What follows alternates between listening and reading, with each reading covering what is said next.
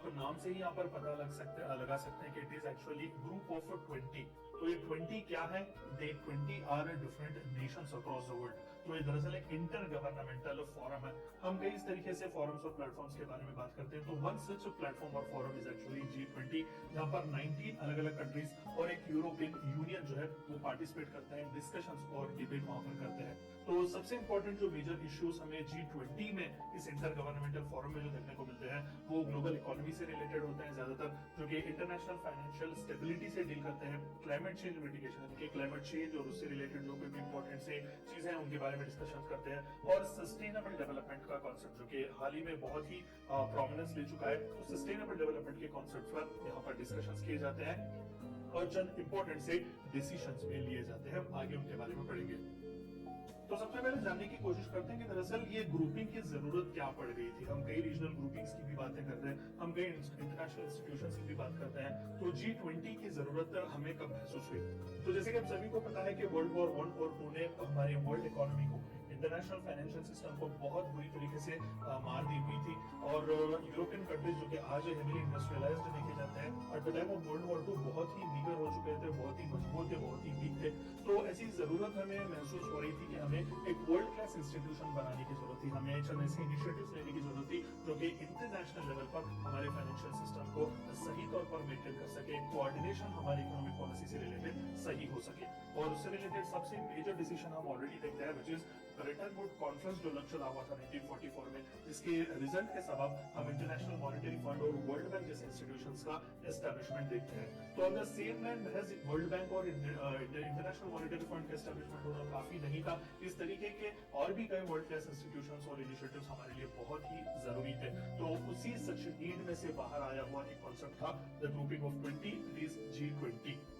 तो G7 जो थे वो नेशंस ऑलरेडी जो one of the most developed जो नेशंस थे 1970s में उन्होंने उनकी बैठक हुई थी, और G7 वहां से हमें एस्टैब्लिश होता हुआ देखने को मिलता है। मैं आपको आगे भी इसके बारे में थोड़ा बहुत बताऊंगा। तो G7 की इनिशिएटिव से जो है सबसे पहली बार हमें G20 का कॉन्सेप्ट देखने को मिलता है, खासकर ग्लोबल फाइनेंशियल क्राइसिस जब हो रहे थे 1990s में, और एशियन इकोनॉमीज जो थे वहां पर थोड़ा बहुत अच्छा खासा डेवलपमेंट दिखा रहे थे। तो यहाँ पर G7 नेशंस को पता चल गया कि अगर हमें वर्ल्ड इकोनॉमिक ऑर्डर को सही तौर पर मेंटेन करना है, हमारे फाइनेंशियल सिस्टम्स को अगर हमें सही तौर पर मेंटेन करना है, तो हमें जस्ट डेवलप्ड नेशंस नहीं, हमें डेवलपिंग और अंडर डेवलप्ड नेशंस को भी साथ लेकर चलना है, क्योंकि उस टाइम फ्रेम में एशियन कंट्रीज जो खासकर इंडिया, ब्राजील, इस तरीके के जो इवन साउथ अमेरिकन नेशंस भी जो थे वो बहुत ही प्रोमिनेंस दिखा रहे थे, वो डेवलपमेंट में बहुत ही आगे जा रहे थे। तो इस तरीके के नए नए मार्केट्स को भी साथ लेकर चलना बहुत ही जरूरी था। उन्हें इंपॉर्टेंस पता चल गया कि इस तरीके के जो नेशन से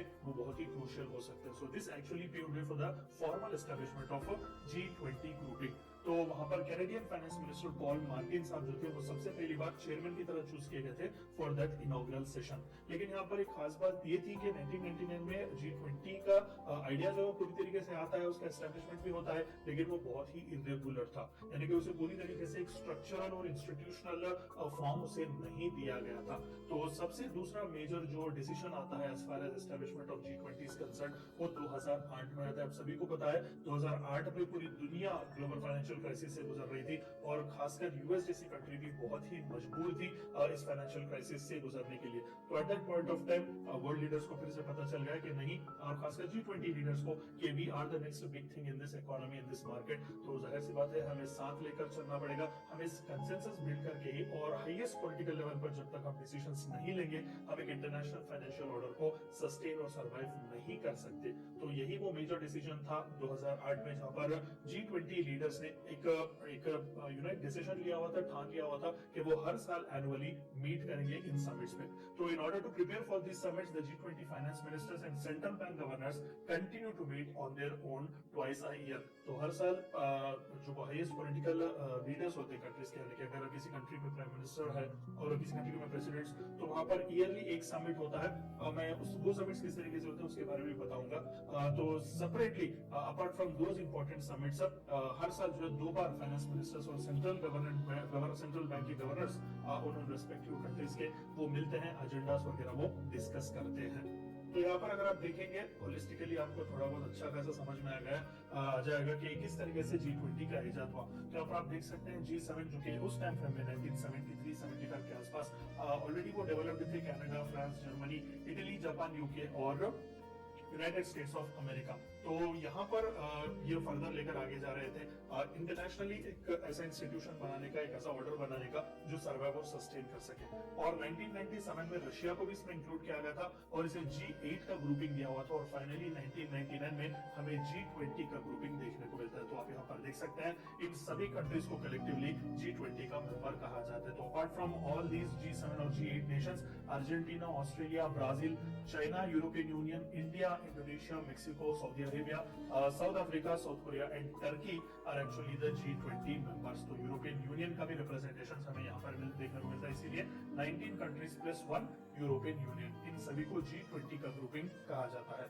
तो there are few permanent guest invitees भी जिन्हें रेगुलरली इसके समिट्स में बुलाया जाता है, क्योंकि यहाँ पर भी रिप्रेजेंटेशन बहुत ही जरूरी है। तो यहाँ पर आप देख सकते हैं African Union, Asia, one of the most crucial one again South East Asia में, तो उन्हें भी यहाँ पर as a permanent guest invitee बुलाया जाता है। Financial stability board, food and agriculture organisation, ILO, IMF और खासकर स्पेन की खास बात है, स्पेन इकलौता ऐसा कंट्री है जो परमानेंट गेस्ट इनवाइटी की तरह G20 के समिट्स को हाजिर होता है, वहां पर रिप्रेजेंटेशन देता है। तो बाकी के भी आप देख सकते हैं New Partnership for African Development, Organisation for Economic Cooperation and Development, United Nations, World Bank Group, WHO और वर्ल्ड ट्रेड ऑर्गेनाइजेशन को भी यहाँ पर परमानेंट गेस्ट इनवाइटीज की तरह बुलाया जाता है। तो यहाँ पर आप देख सकते हैं कि कितना क्रूशियल G20 इनफॉर्मल या फिर G20 ये इंटर गवर्नमेंटल फोरम है। इसका सिग्निफिकेंस क्या है? अच्छी बात है सर, तो हमें इस तरीके के क्या बाकी के भी कंट्रीज या फिर इस तरीके के ग्रुपिंग्स नहीं है क्या? एशियान भी है, सार्क के भी बारे में हमने बात किया, ऐसे कई हैं। तो इसका सिग्निफिकेंस क्या है? G20 किस लिए एक प्रोमिनेंट प्लेस रखता है? तो G20 बहुत ही स्ट्रेटेजिक रोल प्ले करता है, खासकर हमारे ग्लोबल इकोनॉमिक ग्रोथ और प्रॉस्पेरिटी को इंश्योर करने में, सिक्योर हमारे फ्यूचर बनाने में, खासकर as far as our economic strength is concern. क्योंकि यहाँ पर आप आंकड़े अगर देखें तो G20 मेंबर्स जो जितने भी 19 कंट्रीज प्लस 1 यूरोपियन यूनियन है, वो सभी मिलाकर 60% ऑफ द वर्ल्ड पॉपुलेशन को रिप्रेजेंट करते हैं, 80% ऑफ द ग्लोबल GDP को वो रिप्रेजेंट करते हैं और 75% ऑफ ग्लोबल एक्सपोर्ट्स को वो इकलौते रिप्रेजेंट करते हैं। तो आप देख सकते हैं कि किस लिए G20 ग्रुपिंग इतना सिग्निफिकेंट है और पूरी दुनिया जो है वो रुकती है देखने के लिए कि G20 का मीटिंग क्या चल रहा है और वहां पर आउटकम क्या था, एजेंडा क्या था, डिस्कशंस क्या थे। क्योंकि वर्चुअली 2/3 ऑफ द वर्ल्ड का कहीं ना कहीं हम देख सकते हैं इंपॉर्टेंट जो पॉपुलेशन का रिप्रेजेंटेशन हो, ग्लोबल GDP का हो या फिर ग्लोबल एक्सपर्ट्स का हो, वो हमें इन G20 नेशन से ही देखने को मिलता है। और G20 काम किस तरीके से करता है? देखिए, प्रेसिडेंसी जो है वो हर साल रोटेट होती है अमॉन्ग ऑल द मेंबर्स। तो 19 जो कंट्रीज हैं और यूरोपियन यूनियन जो है उनके बीच ये प्रेसिडेंसी जो है वो रिवॉल्व होती ही रहती है। और खासकर यहाँ पर आपको एक टर्म जानना बहुत इंपॉर्टेंट है, that is Troikaa. Troika, with the country that holds the presidency working together with its predecessor and successor are also known as a troika to ensure the continuity of the agenda। तो हर 3 साल के लिए जो है already members को choose किया जाता है, अलग अलग ग्रुपिंग्स होते हैं, मैं आपको उसके बारे में भी बताऊंगा। तो इस ट्रोइका को जो है वो मिलाकर 3 साल के प्रेसिडेंसीज दिए जाते हैं। अब मान लेते हैं कि करेंटली इटली, जिसने पिछले साल ही G20 समिट को होस्ट किया हुआ था 2021, अभी करेंटली 2022 इंडोनेशिया बाली में हो रहा है और 2023 इंडिया न्यू दिल्ली में जो है ये होस्ट होगा। तो इन 3 कंट्रीज को मिलाकर ट्रोइका कहा जाता है। तो एजेंडा जो G20 इटली में सेट करता है वो इंडोनेशिया और इंडिया में भी कंटिन्यू होता है। तो बाद इनके अगेन 3 ट्रोइकास को चूज किया जाता है जो कि फर्दर आगे नेक्स्ट 3 साल के लिए प्रेसिडेंसी होल्ड करेंगे और इंपॉर्टेंट से एजेंडास डिस्कस करेंगे। और G20 का कोई भी परमानेंट सेक्रेटेरिएट नहीं है। हम सार्क की बात करते हैं, एशियान की बात करते हैं, इन सभी के हेडक्वार्टर्स कहीं ना कहीं होते हैं, सेक्रेटेरिएट्स होती है। यहाँ पर परमानेंट सेक्रेटेरिएट नहीं होता, इसीलिए इसे बहुत ही यूनिक और डायनामिक माना जाता है कि जिस कंट्री में जो डिस्कशन होता है, जिस कंट्री ने होस्ट किया हुआ होता है, वहां पर नया सा सेक्रेटेरिएट बनाया जाता है, क्योंकि जहां पर वो एजेंडा जो डिस्कशंस किए गए हैं वो उसी कंट्री से ही इनिशिएट किए जाते हैं और वहीं से they make sure that they all are fulfilled. Agenda and the work coordination is completely by the G20 leaders' personal representatives known as sherpas. तो हर कंट्री अपने अपने रिप्रेजेंटेटिव्स को भेजती है चूज करके। तो इंडिया ने अपने शेरपा को जो है पीयूष गोयल साहब को चुनकर भेजा हुआ था, and together with finance ministers and central bank governors. तो ये तीनों पोजीशंस बहुत ही क्रूशियल है। रिमेंबर, एक तो शेरपा जो कि रिप्रेजेंट करते हैं उस कंट्री को, ठीक है, वहां पर पर्सनल रिप्रेजेंटेटिव्स उस G20 लीडर्स के मान लेते हैं कि इंडिया में तो प्राइम मिनिस्टर नरेंद्र मोदी जी है, तो उन्होंने अपना रिप्रेजेंट देने के लिए कहीं ना कहीं पीयूष गोयल साहब को भेजा हुआ है। And apart from that finance minister Nirmala Sitharaman ji और सेंट्रल बैंक गवर्नर, हमारे यहाँ तो RBI है सेंट्रल बैंक, तो शक्तिकांता दास साहब, तो ये तीनों बहुत ही क्रूशियल होते हैं इस G20 के वर्क से लिए। तो इसी तरीके से 19 कंट्रीज और यूरोपियन यूनियन भी अपने इस तरीके के रिप्रेजेंटेशंस भेजता है। और प्रेसिडेंसी का सिलेक्शन कैसा होता है, अभी हमने देखा अच्छी बात है, ट्रॉइका है, हर 3 साल एजेंडा चेंज होते हैं, कंटिन्यूटी के लिए भी अच्छी बात है, लेकिन सिलेक्ट किस तरीके से होता है। तो 19 कंट्रीज जो पूरे हैं ना, उन सभी को 5 अलग अलग ग्रुपिंग्स में डिवाइड किया गया है। ऑफ कोर्स यूरोपियन यूनियन जो है वो रिप्रेजेंटेशन ऑफ सेपरेट कंट्रीज है, तो उसे किसी ग्रुपिंग में नहीं रखा गया है।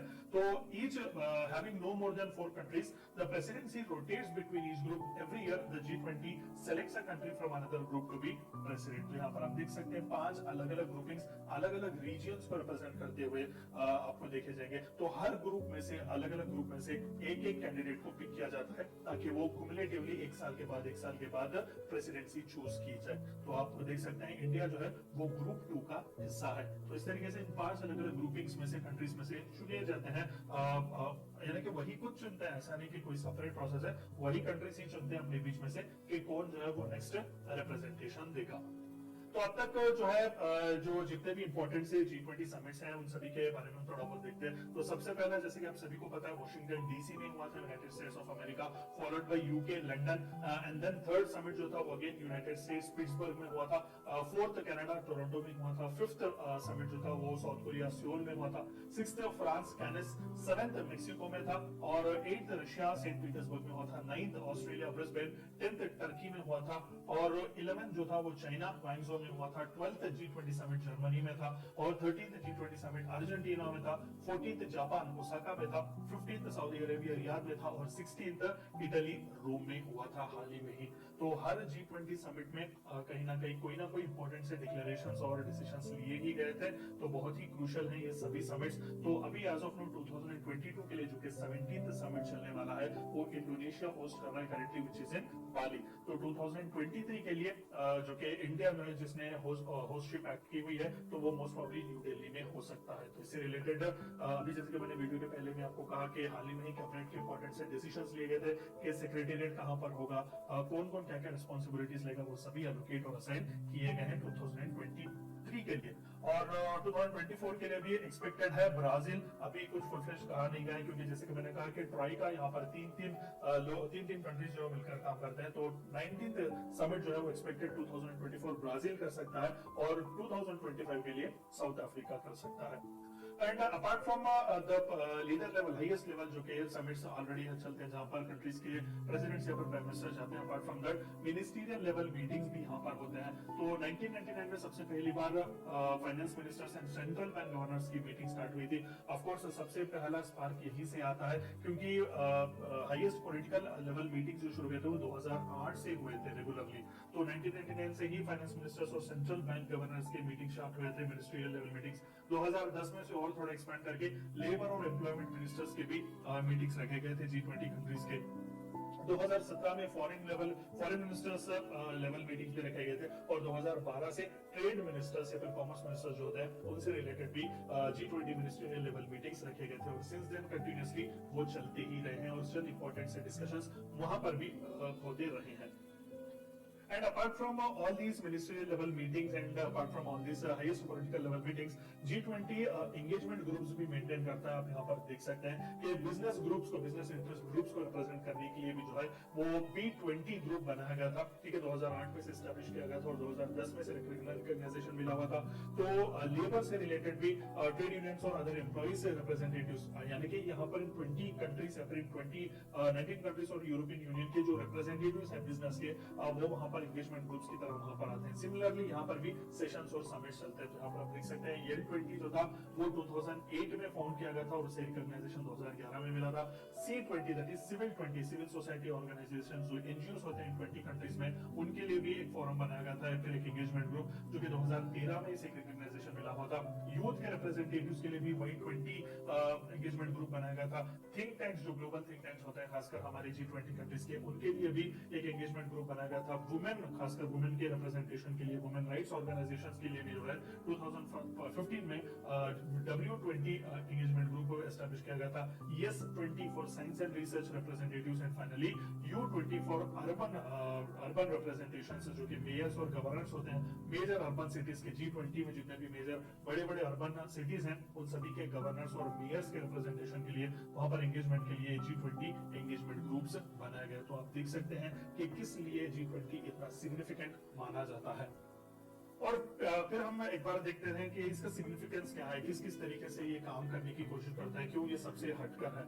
Strengthening financial regulations, of course 75% global exports हम देख सकते हैं। अच्छा खासा जीडीपी का रिप्रेजेंटेशन दुनिया का यहाँ पर देखने को मिलता है। तो फाइनेंशियल रेगुलेशंस को ज्यादा से ज्यादा हम स्ट्रेंथन कर सकते हैं इनकी मदद से। Coordinated physical and monetary stimulus, मैंने आपको कई बार कहा कि फिजिकल जो वर्ड है it is related with finance ministry, और मॉनिटरी जो वर्ड है तो it is related with central bank और आरबीआई। तो यहाँ पर आप देख सकते हैं कि कंट्री में भी, इंडिविजुअल कंट्री में भी जो टैंडम होता है, जो फिजिकल फाइनेंस मिनिस्ट्री और जो उसकी सेंट्रल बैंक के बीच, वो भी कोऑर्डिनेट हो, सही तौर पर उसका स्टिमुलस भी आगे बढ़ता रहे। क्योंकि यहाँ पर जो मेजर डिसीजंस लिए जाते हैं वो इंडिविजुअल लेवल पर कंट्रीज में ही तो उन्हें फुलफिल किया जाता है। और सबसे अच्छी बात G20 की यह है कि ये फ्लेक्सिबल है और इंक्लूसिव है। नो डाउट हर साल प्रेसिडेंसी अलग अलग कंट्रीज के पास जाती है, हर 3 साल में एक बार एजेंडा चेंज किए जाते हैं। तो बहुत अच्छी फ्लेक्सिबिलिटी और सभी का इंक्लूसिवनेस भी हमें यहाँ पर देखने को मिलता है। क्योंकि जो कंट्री होस्ट करता है वहीं पर सेक्रेटेरिएट बनाया जाता है और वहीं पर से जो इंपॉर्टेंट डिसीजंस वहां पर लिए गए हैं वहीं से उसका काम शुरू होता है। लेंडिंग में भी बहुत ही जबरदस्त इंक्रीज हुआ है, क्योंकि सबसे इंपॉर्टेंट टारगेट जो G20 के कंट्रीज ने रखा हुआ था वो इंटरनेशनल फाइनेंशियल इंस्टीट्यूशंस को रीस्ट्रक्चर ही करना था। यहाँ पर आप देख सकते हैं रिफॉर्म्स भी लाए गए थे, IMF, वर्ल्ड बैंक जैसे इंपॉर्टेंट इंस्टीट्यूशंस में भी। डेवलपिंग कंट्रीज को भी बहुत ही जबरदस्त सा स्कोप मिला हुआ था यहाँ पर लेंडिंग्स वगैरह के लिए भी, ताकि वो भी आगे बढ़ सके।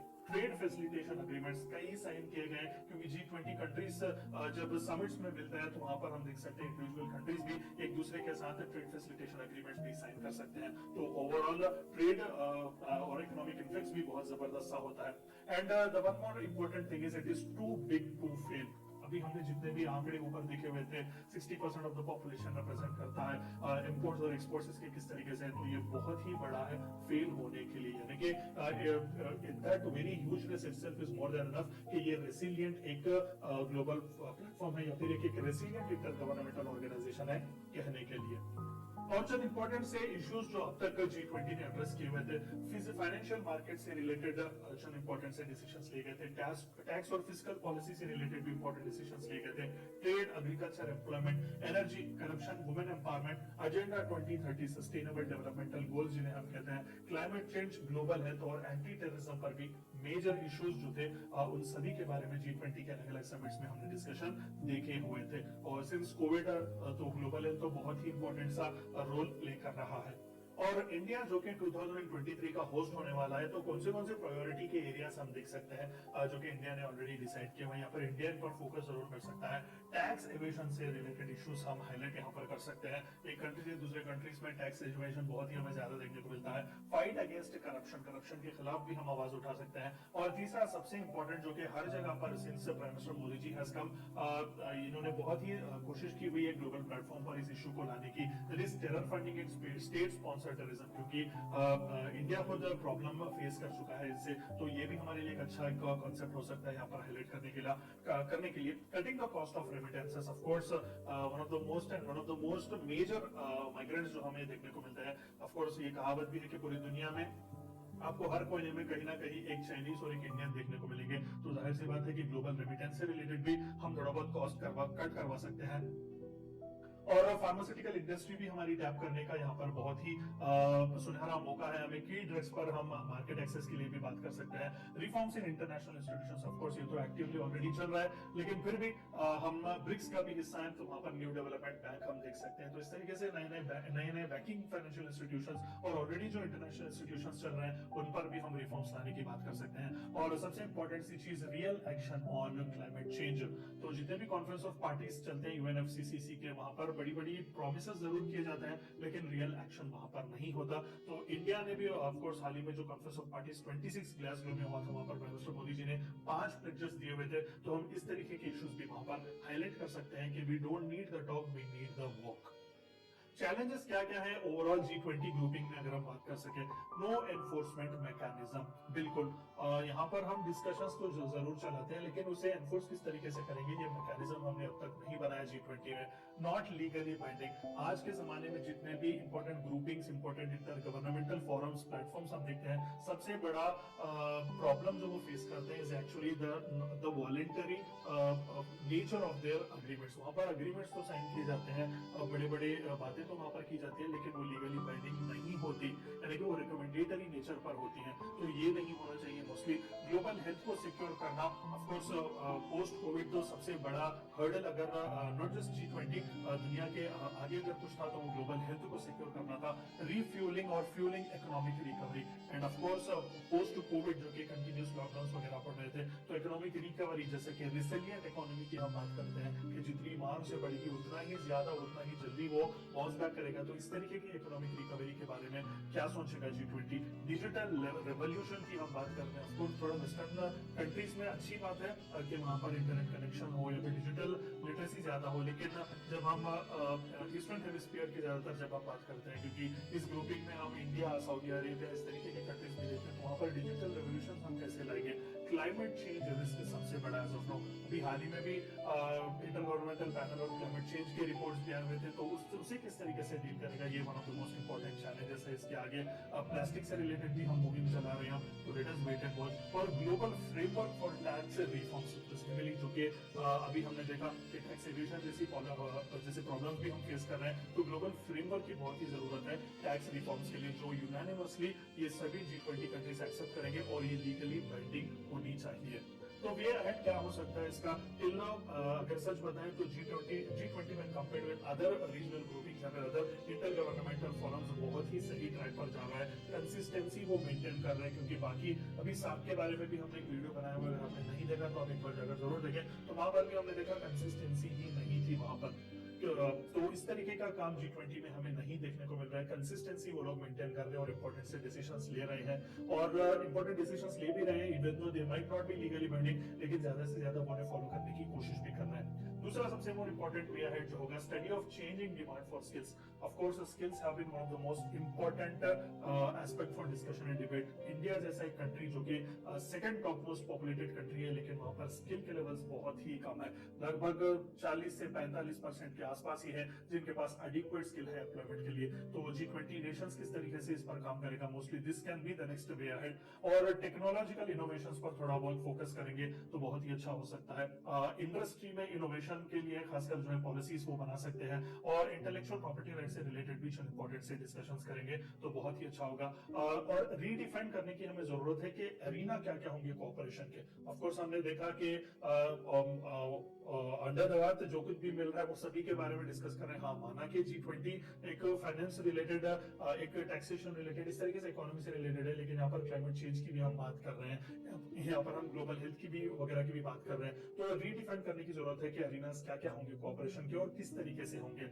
और सबसे आखिर में जो सबसे कंसोलिडेटेड एक वे अहेड जो G20 के लिए जो देखने को मिलता है, that is less talk and more action. Regularly वो मिल जरूर रहे हैं, एजेंडा सेट कर रहे हैं, रेगुलरली फाइनेंस मिनिस्टर्स वगैरह की भी मीटिंग हो रही है, लेकिन एक्शन कितना हुआ है उस पर, लीगली बाइंडिंग एग्रीमेंट्स क्यों नहीं हो रहे हैं। तो ये थी चंद बातें आपको जाननी थी ग्रुप ऑफ 20 या फिर G20 इंटर गवर्नमेंटल ग्रुपिंग के बारे में।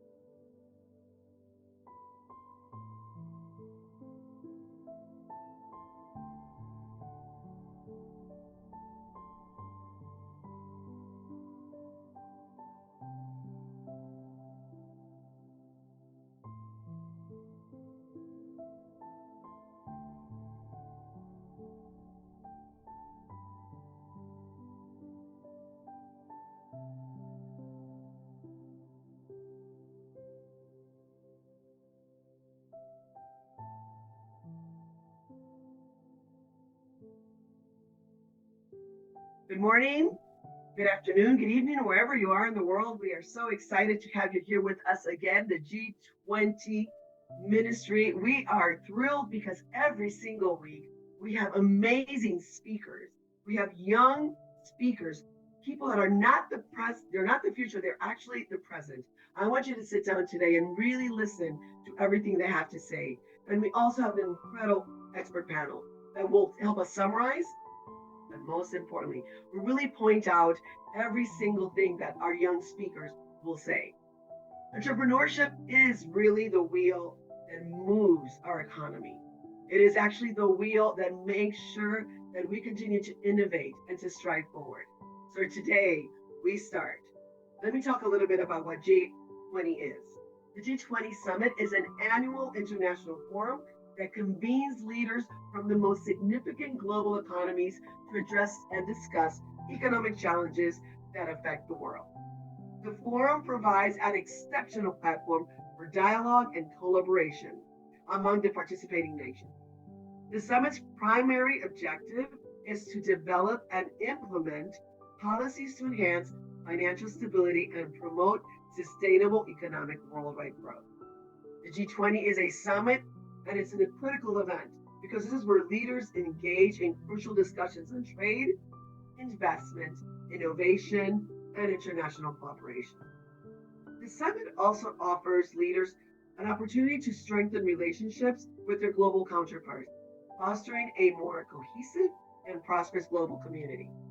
The countries that participate in the G20 are Argentina, Australia, Brazil, Canada, China, France, Germany, India, Indonesia, Italy, Japan, Mexico, Republic of Korea, Russia, Saudi Arabia, South Africa, Turkey, United Kingdom, United States.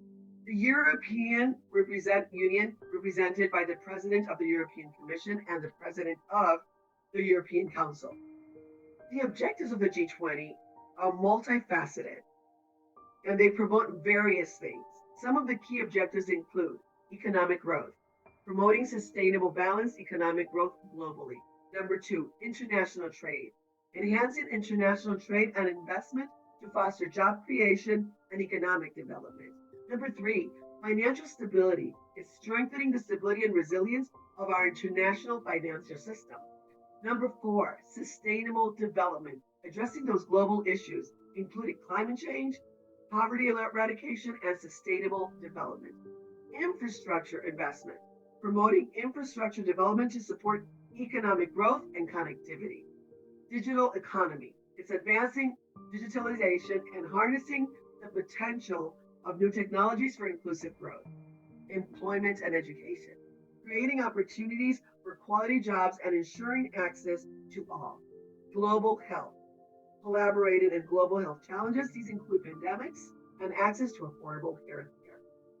We're also going to talk about the NGOs and the online organizations that provide the support that we need for this summit.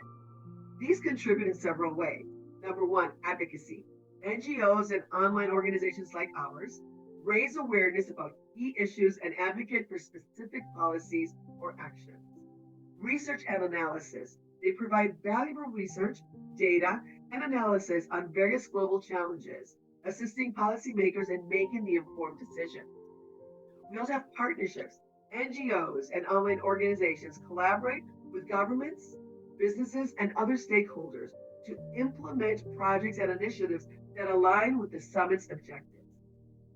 Grassroots engagement, I will say this is probably one of the most important ones. These organizations engage with local communities and individuals, amplifying their voices and addressing their needs. Knowledge sharing. NGOs and online organizations facilitate knowledge sharing and capacity building through workshops, conferences, and online platforms like this one, supporting the exchange of best practices and innovative solutions. I'm going to start now discussing and presenting to you who our community partners are. I will start with IIU. I represent IIU, International Internship University. It's the leading virtual education system and global confederation brand, renowned for its innovative programs and commitment to providing accessible education to all. Under the visionary leadership of our founder, Sir Mr. Piyush Pandit, he's a dedicated social activist and a passionate educationist. IIU has rapidly expanded its reach to 195 countries across 6 continents. This remarkable growth is a testament to IIU's trusted reputation and its mission to offer accessible, inclusive, and diverse education to students from every corner of the world.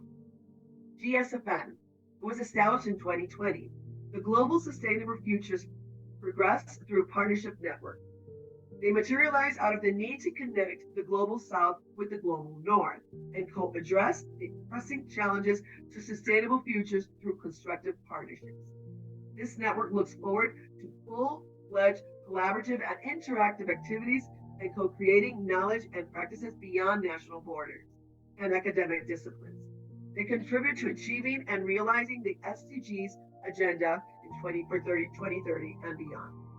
The network is committed to creating collaboration and partnerships across low, middle, and high income countries, reaching out through its coordinators to secure globally sustainable futures that are urgent and are essential.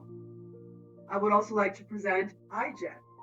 74 million young Americans born between 1995 and 2012 comprise the most important generation in United States history, both in size and in composition.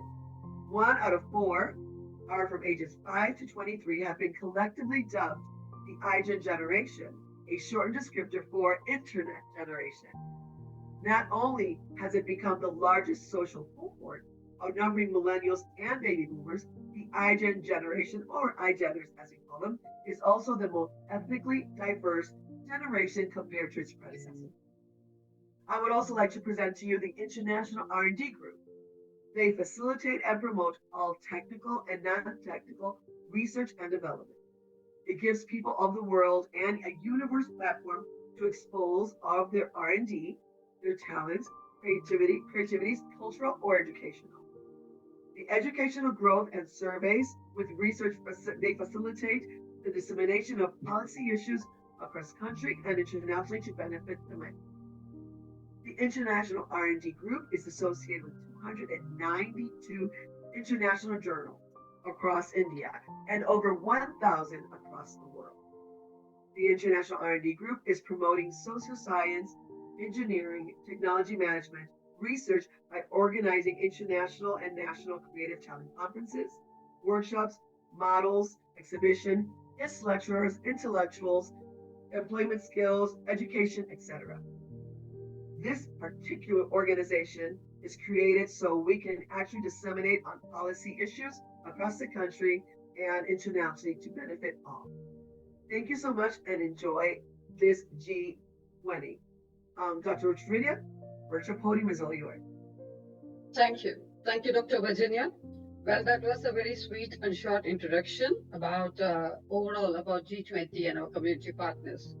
And I would like to really have a very special mention for IGEN, from whom we have got about 6 speakers today, if I'm right. So congratulations to IGEN, who has been consistently every single week from the very start of G20 till this date, there has been consistently 5 or 6 speakers through and through.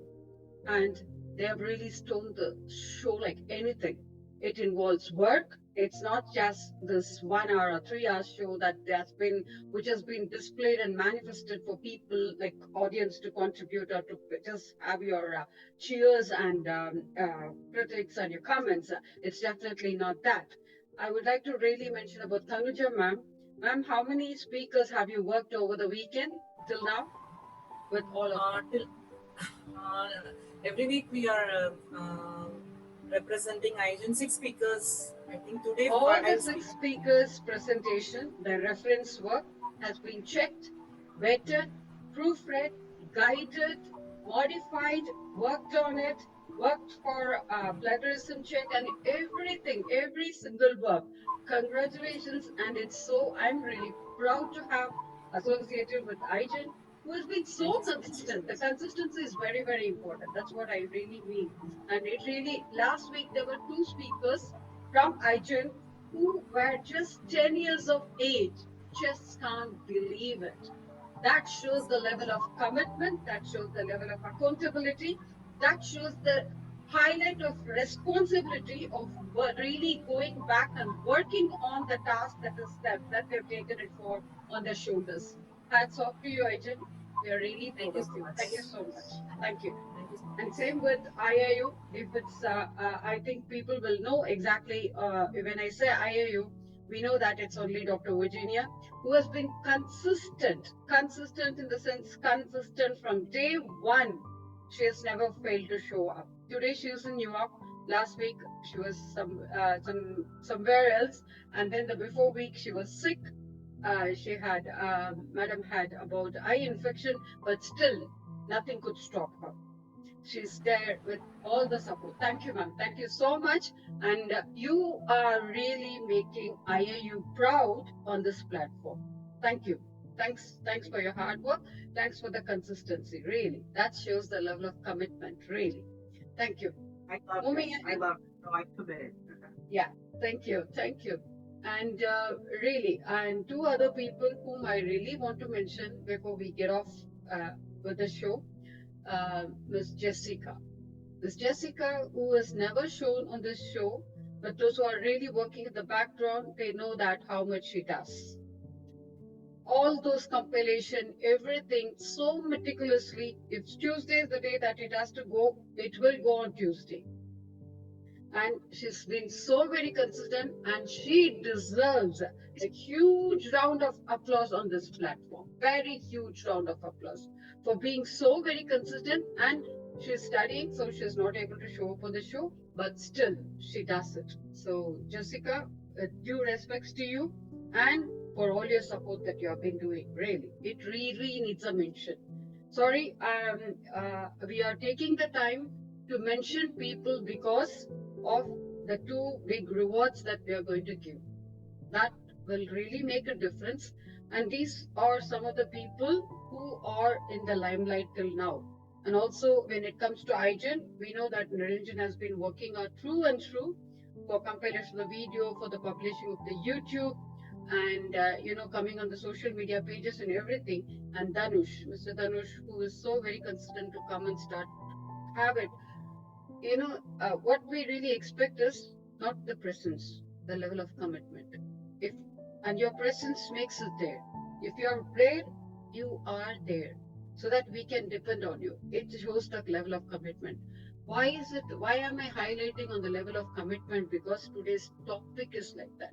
When you talk about entrepreneurship, when you talk about MSME, it's like business. Business is not charity. Business is not something that it's an option that I can do when I do have time. Then your balance sheet and your term sheet will tell all stories to you. So if you're in business, the level of commitment is the first thing that we need to look in for sustainability in overall. So thank you so much. Thank you, Dr. Virginia. Thank you, Dr. Tanuja. Thank you, Dr. Renuka. Thank you, Mr. R. Green. Thanks for showing up today. We are so happy to have you. And also our new face, Ms. Krupashini Jayakumar, who has joined us from last week, and she has been trying to help us out in the place of Madam Sandhya Balaji. Thank you so much. And talking very less about Ms. Krupashini is that she's more like a celebrity who can speak 6 foreign languages. So that's in a simple word that I can give a definition for Ms. Krupashini. Thank you so much, Ms. Krupashini. And moving ahead with all the consistent speakers of today, Sashmita, Sai Kalyan, Sai Shri, and Roshni, all these people who are really getting familiar by names to me because they have been coming and on through. And definitely these people are going to take the limelight. On that note, so we would like to go ahead welcoming you all for the show today, and which Educate Global has developed this novel initiative of G20 Youth Cabinet to cohort channels like this to open its doors to all the young individuals like you all who are the real spark in the society, who are from a very diverse background worldwide.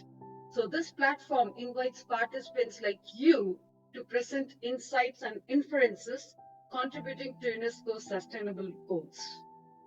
So this initiative aims to address the following agendas, which we will have read today and also discussed and deliberated, and made as contributions made by the youth that will help to shape the program's outcomes. I mean, the rationale of it. So, goes our preamble that the agenda is about the plan of the action for people, planet, and prosperity, partnership, and also talking about peace, achieving world peace. It also seeks to strengthen the universal peace in a larger freedom. Correspondingly, we recognize eradicating poverty in all its forms and dimensions, including extreme poverty, is the greatest global challenge and indispensable requirement for sustainable development. All countries and stakeholders acting in collaborative partnership will implement this plan with us, and we are all resolved to free the human race from the tyranny of the poverty and want to heal and secure our planet. So we are determined to take this bold and transformative steps to shift. It's not just a shift, it's a paradigm shift that the world onto a sustainable and resilient path where our youth ministers who are representing this youth cabinet will take the lead forward for phase 2 and phase 3. As we embark on this collective journey, we pledge that no one will be left behind, and the 17 sustainable developmental goals and the 169 targets that we are announcing today will demonstrate the scale and ambition of this new universal agenda, which tend to seek to build on the Millennium Developmental Goals, which have not been achieved so far. So we seek to realize the human rights and achieve gender equality and the empowerment of all women and girls. So moving ahead, they are integrated and with a balance of the 3 dimensions of the sustainable development of economic, social, and environmental targets.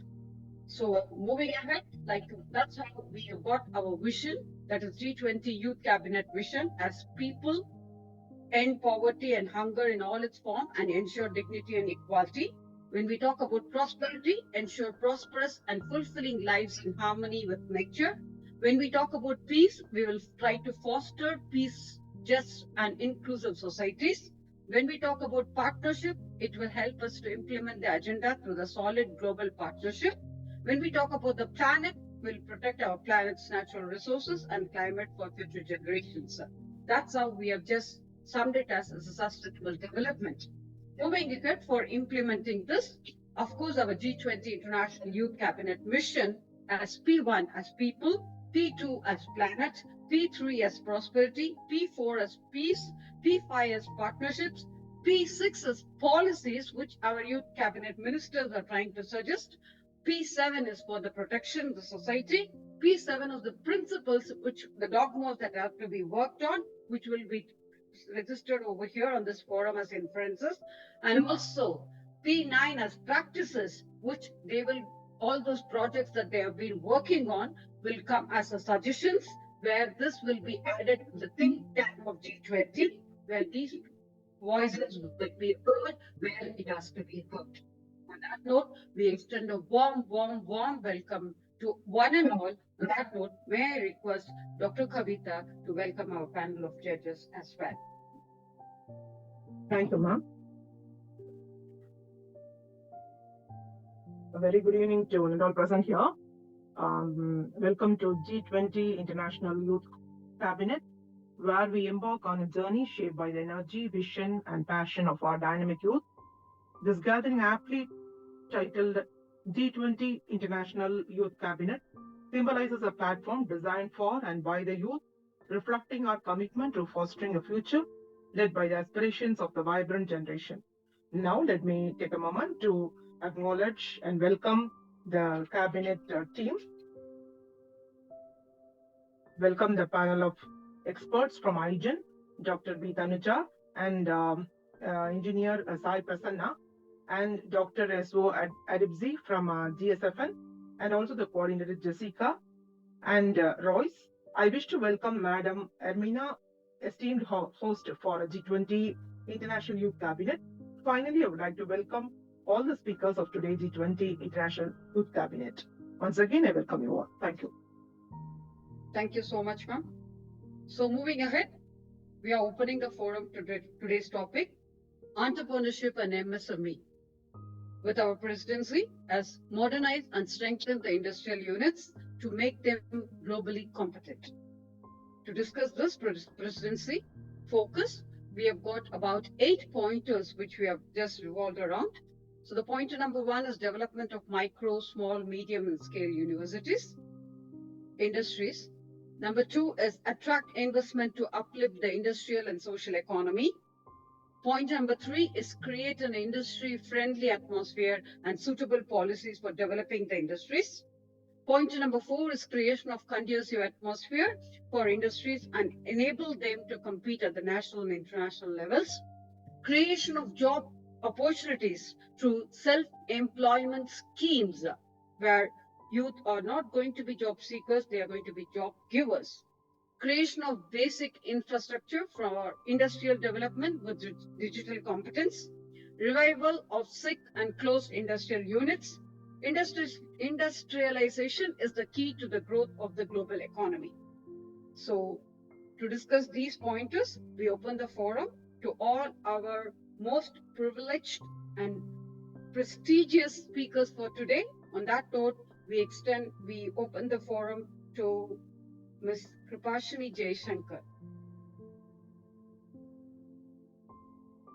Hello, everyone. Good evening. I again welcome you all for G20 National Youth Cabinet. So I'm excited to listen to all the speakers as you are. So let us start with the first speaker, Ms. Sashmita T.K. She's a student. She's doing her BTech IT in Sri Sairam Engineering College. And she is a partner representing for IGEN. She's going to talk about development of micro, small, and medium-scale industries. So, Ms. Sashmita TK, please go ahead.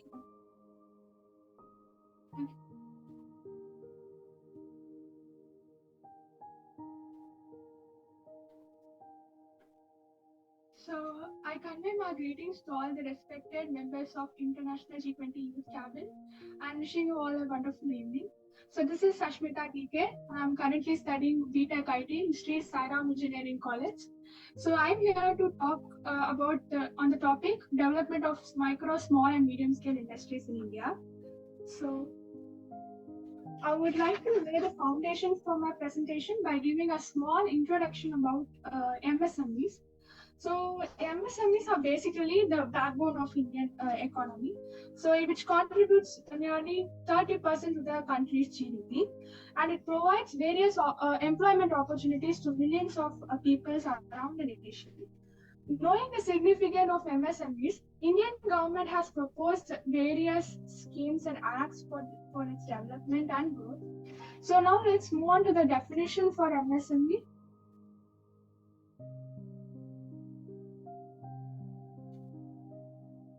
Let's move on to the definition of MSME.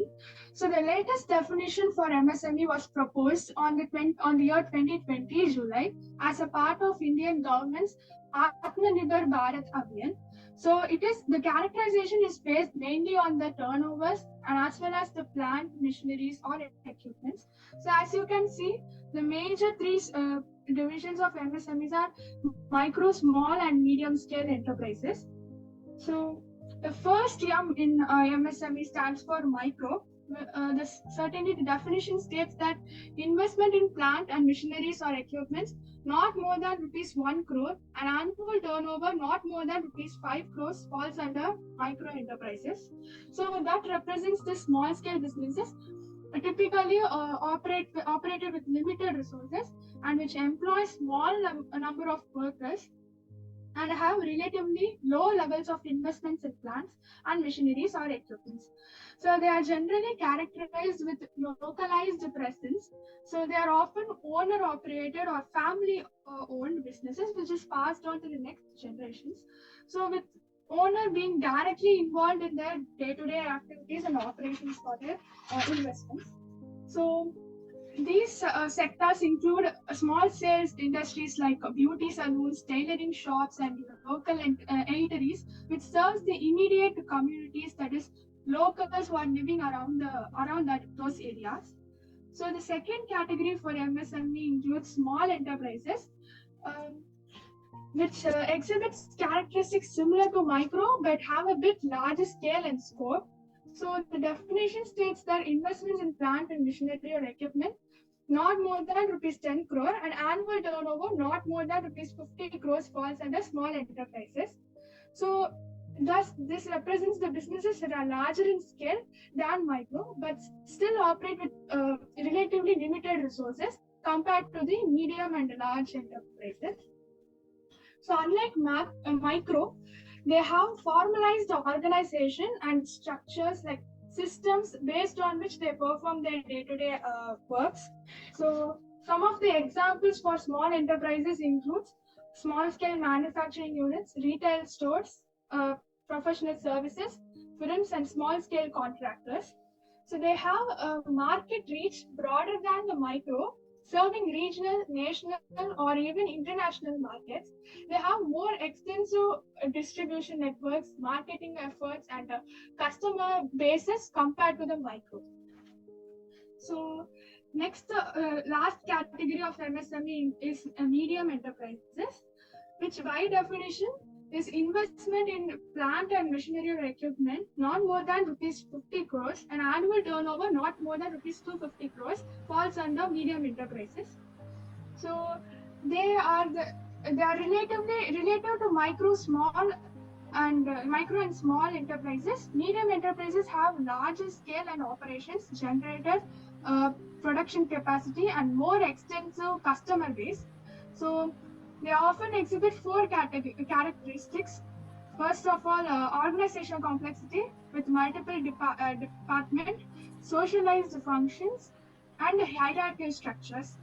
So they have even wider range of resources, including financial capitality, technology, and even human resources. So next, I would like to expand on this topic.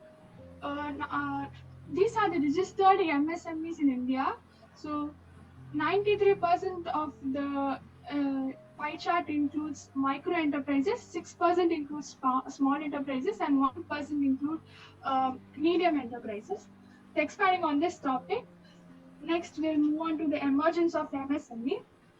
So the roots of MSME traces back to the pre-independence era.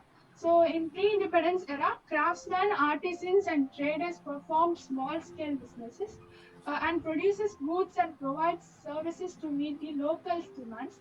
In early stages, like in 18th and 19th centuries, small workshops and cottage industries were very common, particularly in sectors such as textiles and handcrafts and metal workings. They were particularly so common. Sectors such as after independence, after the end of the World War II, it led to renewed focus on economic reconstruction and development. The country adopted various policies to promote small, medium, and large-scale enterprises, as the country identified MSME as one of their engine for the development of growth and economical development of the nation. So this includes globalization and liberalization also.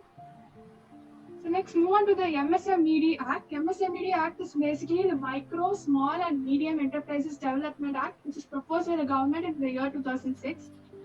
So it is introduced to address the challenges faced by MSME and to create enabling environment for their sustainable growth. One of such acts includes Credit Guarantee Fund Trust Act. So there are various policies and acts which are proposed by the government, as you can see in the PPT. Industrial Policy Resolution of 1948, Industrial Policy of 1956, and among those, a very vital scheme proposed by the government was Credit Guarantee Fund Trust Act, which the primary objective of this scheme is to encourage lending institutions such as the banks and financial institutions to extend credit facilities to MSME without the need for the third-party guarantee. So this mainly encouraged the entrepreneurships of various small-scale industries among the nation. So let's look into the visual representation of the next slide, which shows the investments made in MSME in India around the year 2007 to 2014. So these are the data. Now let's move on to the contribution of MSME. So contribution of MSME includes employment generation, so which accounted over 110 million jobs, mainly in the year 2015 to 2016, including 30% of the total employment of India, and also promotion of entrepreneurship, contribution to the GDP, and promotion of inclusive growth, facilitation of industrialization. So GDP growth promotion is about 30% of Indian economy has been contributed by MSME for the increase in economy. So these are some of the challenges faced by MSME, which includes limited access to finance. This is a major challenge because only 5 to 6% of MSME in India have access to institutional finance. Remaining 94% rely on informal sources of finance due to the difficulties in obtaining the bank loans and all, and complex regulatory environment, infrastructure constraints, and also skill shortages and labor issues. So these are, I would like to include solutions for enhancement. So solutions of enhancement includes promotion of technology adoption, streaming irregular procedures, and promoting sustainability and inclusivity, including sustainable development growth for the country's development. So I would like to conclude this presentation by saying that MSME really plays a vital role in driving the economical growth and fostering the innovation.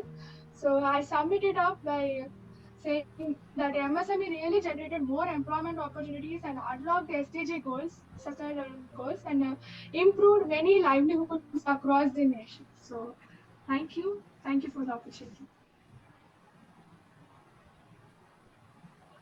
Thank you so much, Ms. Shmita.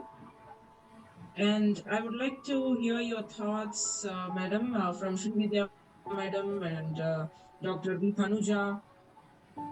Yeah, and also for your Virginia, Madam. You can share your thoughts. Thank you, Sashmita, for your wonderful presentation. You have given a complete picture of MSME. And also you had addressed about the pre-independence and post-independence of MSME, and also you have talked about the various Act 2006 MSME group, and also you have rightly pointed about the challenges faced in MSME, that is financial and regulatory issues, infrastructures, low productivity, lack of innovations, and also you talked about the technical changes, competitions and skills, and lack of professionalisms, and also lack of standardized policies. India, I do agree with that. India lacks in consistent MSME policies, so that has to be regulated, and the consequence will help in development and entrepreneurships promotions programs in India. Thank you for your wonderful presentation, Sashmita, once again. Thank you, Sashmita. That was very comprehensive. Well, when we talk about micro, as you rightly mentioned in your presentation, when we talk about the micro, small, medium enterprise MSMEs, they form a very crucial component of the global economy, playing a very significant role in job creation, definitely, innovation, and also economic development, which you have covered well in your presentation. And like MSMEs are typically characterized as by the smaller size, but they still remain the backbone of many economies, not only India, but also the global economies. And you have not left any leaf unturned when it comes to access to finance, as ma'am was mentioning, regulatory environment, digitalization and innovation, talking about capacity building of people, and also finally summing it up with the global market, with the international trade. So it is very important that these special discussions that are happening and initiatives which are related to MSMEs may vary, will differ from the actual G20 summit, but the outcomes are always influenced by the economic priorities and challenges faced by the member countries, including India, and the meetings have their rationales as such. Thank you, Sushmita. Thank you so much. So we move on to next speaker. Madam Virginia, would you like to add on something? Because this is about business. When it comes to business and entrepreneurship, I know that you have a very key role to play in that. So, Well, thank you. First of all, I want to congratulate you. It was a very clear presentation and it positioned India where it's at today. I am going to speak from as a Western person looking into India when it comes to the business economics and the dynamics that we're seeing globally. India, being the most populated country in the world, has an incredible opportunity to become probably one of the most important economies in the world. And we're talking about regulations and how to really help India continue to thrive. I am very excited for the future in India and what you just saw. All countries that grow, and I think we're all emerging countries. Many times we think of certain countries, but the truth is that if we want to progress in the scope as a whole global, I would say, country that really impacts, India has an incredible opportunity to become, and I'm going to say this lightly, a superpower because it already is. It has youth and it has educated people. You know, these are two important things, and it has people to work. So we're going to see today, let's keep in mind that we're preparing for a new positioning when it comes to global economies. And I think India is definitely in the top three. And actually, we're in the top three right now. Looking out and I come from the US, I think our time has come. And I think as the United States, we have become very complacent with our position. And looking at countries like India that are striving and working so hard, I can only say that the future looks really, really bright. And I know that India is in the top three economies of the world. We just began today looking at her presentation, but we're going to see throughout the day how important it is to continue making it easier for people to have enterprises. Because again, entrepreneurship and the enterprises are really what moves all of our economies. So congratulations on a great presentation, and I'm looking forward to every single one that's coming up. Thank you. thank you, Virginia. Thank you. Thank you so much, Dr. Tanuja and Dr. Srividhya, madam, and also to Dr. Virginia. So let me go with the next presentation, which is going to be given by Mr. Sai Shaktivel Rajamani Surendran. He is also going to talk about the same topic, which was represented by Sashmita, development of micro, small, and medium scale industries. And Sai Shaktivel is a student of BTech CSBS, Sri Sairam Engineering College. He's a partner representation of IGEN. Let's welcome Sai Shaktivel to share his presentation here. Thank you. Sai Shaktivel, you can go ahead.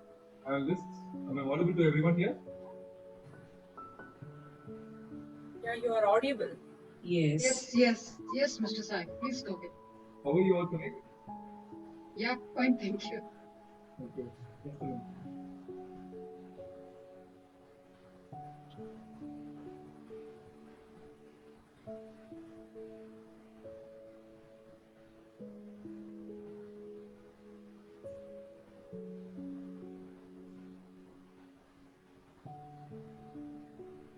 Okay, so very good evening to everyone gathered here on this occasion of this G20 International Youth Cabinet.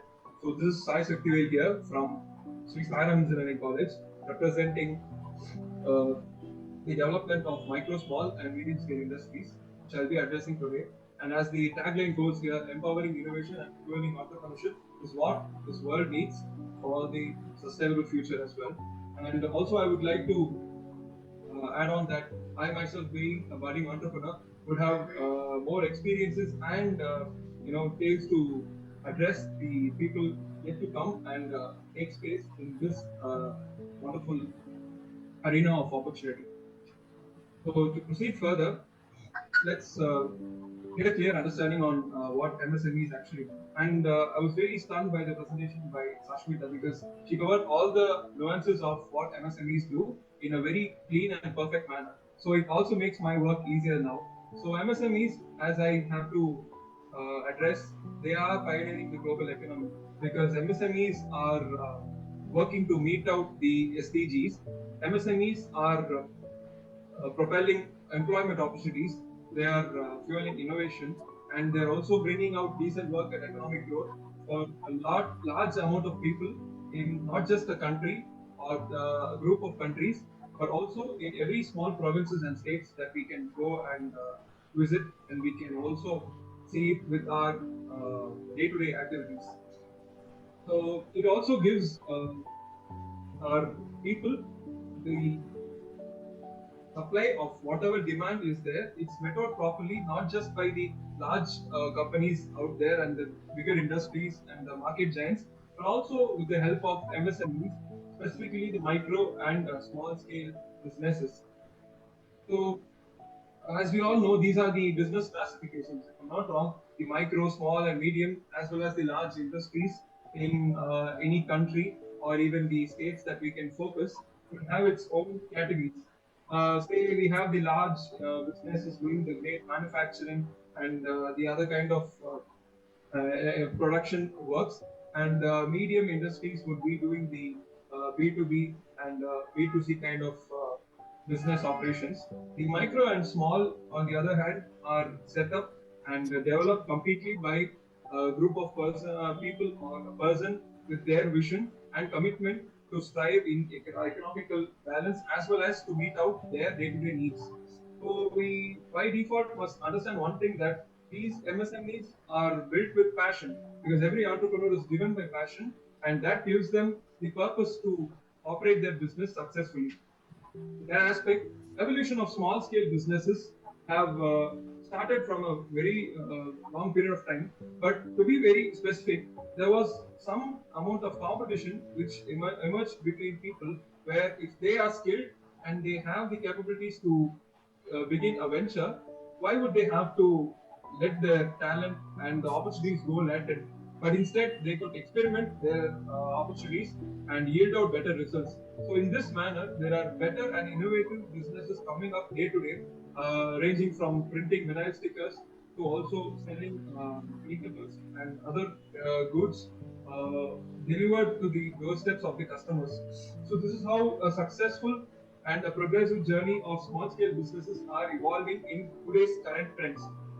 Apart from that, being a content creator myself, I can relate to one thing, that entrepreneurs have also switched to personal branding and using social media platforms very effectively to communicate about their businesses and to reach out to the customers in a wide aspect, because one thing they are very clear is that when they brand themselves, they are branding their businesses, and they, being the face of the business, will definitely create the impact amongst the people.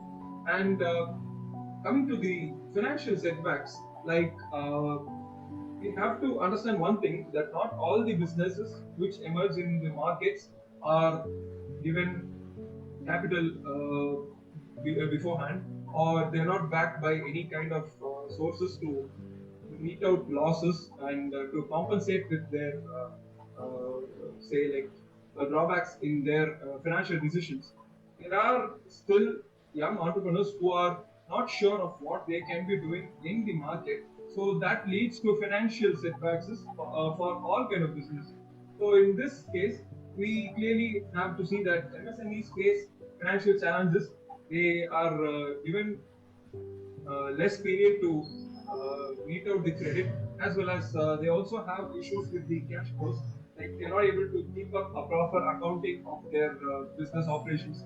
So in these cases, we must also be very clear that every country or like every state and every cities will have great amount of business incubators and business accelerators and enablers. So all these people, when they join hands and get into survey with every business face to face, like a one-on-one session could actually build better ecosystem for all businesses. And here we would like to highlight about the importance of developing small businesses. So supporting the growth of small businesses will actually not restrict to that one small particular case itself, but it will be playing a key role in the GDP of the nation. The economical impact a small business creates at one corner of the street will not be significant until and unless a large number of people are affected by them. So in this case, we clearly understand that if we don't have a vendor on the street who sells flowers, we may have to walk another kilometer or reach out to a different store in another area or a locality. So if we don't have this flower selling vendor over there, we would be facing the difficulty of reaching out to another vendor. So this obviously creates uh, hope for a person to actually set up a flower stall in our place where we live. This was just a very significant example for my hometown, because this is one difficulty many old people face. They're not able to reach out to a large number of markets directly due to health issues and other criteria. But when they have one vendor, they are accustomed to buying flowers from them for a long period of time.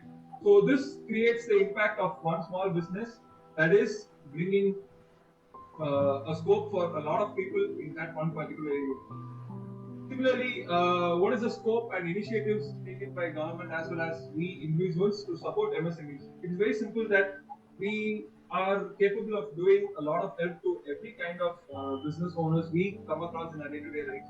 And there are greater initiatives taken by the social and socio-economical and entrepreneurial communities.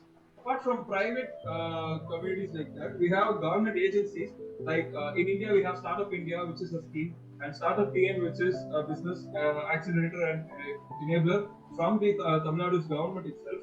So these kind of platforms serve as a great support to entrepreneurs, because when they are able to envision one idea, they are able to conceive that idea and then pursue it as a long-term goal for their next 10 years and operate successfully in the market amidst all the chaos that is prevalent to them. This is not just possible because of the business accelerators or the business schools we have, but it's also possible because of the connect that people have with the society. Everywhere we are discussing about entrepreneurship and the social growth.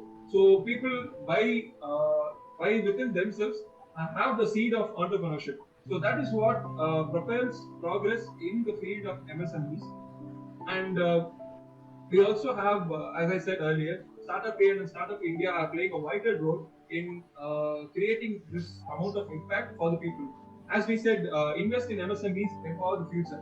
This is not just another tagline, but it really creates that impact for people, because people who wish to launch their micro, small, or even medium industries, they are given support by the government with the help of schemes for acquiring credit or even acquiring grants.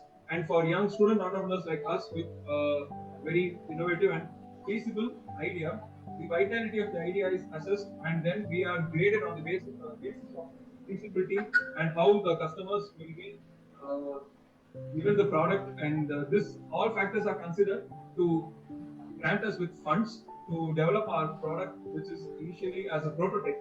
So in this aspect, even my institution has carried out this one vision of one student, one startup.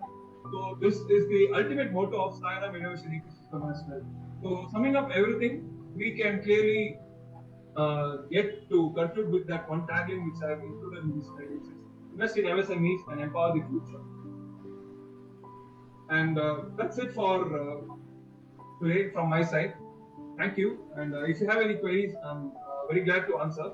Let's get connected on social platforms like LinkedIn and Instagram, and where I'll be sharing my views and thoughts. I'm looking forward to connect with everyone and have a great time ahead. Thank you. Thanks for this opportunity.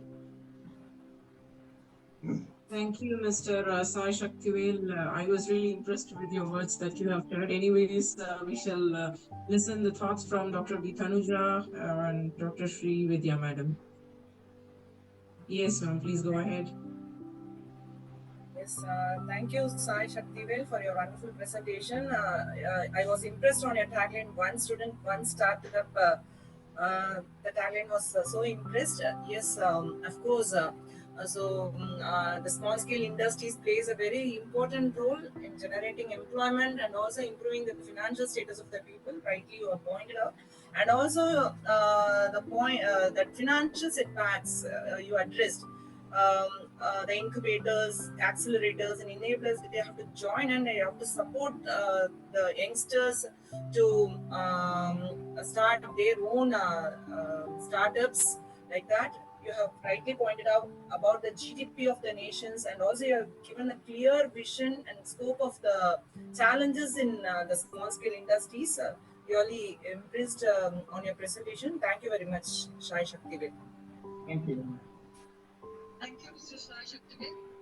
If I'm allowed, with everyone's permission, I would like to mention here something about MSMEs and SMEs. Like சிறு தொழில் ஒன்றை கற்றுக்கொள் கவலை உனக்கில்லை உற்றுக்கொள். That means it's a Tamil saying which talks about the MSME factor of it. Like that means every single person, as Mr. Shai Shaktivel was mentioning, we need not be a student. Every single person, instead of like going and working for a corporate or anything, you start your own business. So that should be the lead actually. Why? Because like it's obviously like when you go work, the other person is going to make use of your brilliance for his growth. Indirectly, that's how the corporates work. So you are going to pledge your brilliance anyway. Then why don't you pledge it for yourself, your own growth? So that's what is the whole thing is all about, and that has been told very years ago in our own Tamil saying. So why not we just go back and look into that and reflect on that particular part of it. Coming to that, how to get it in a very practical mode is that schools, especially wherever, if we want to bring a change, youth is the person who can bring the change. And where it can happen, the school, the whole walls of the classrooms are the one that it can happen and it can be easily implemented. So when we talk about all these kind of SMEs and MSMEs, be it pottery, be it carpentry, be it any small, even engineering aspect of it, talking about the design technology, talking about creating, see, normally what happens when a child has to prepare a project work, it becomes a homework for the parents.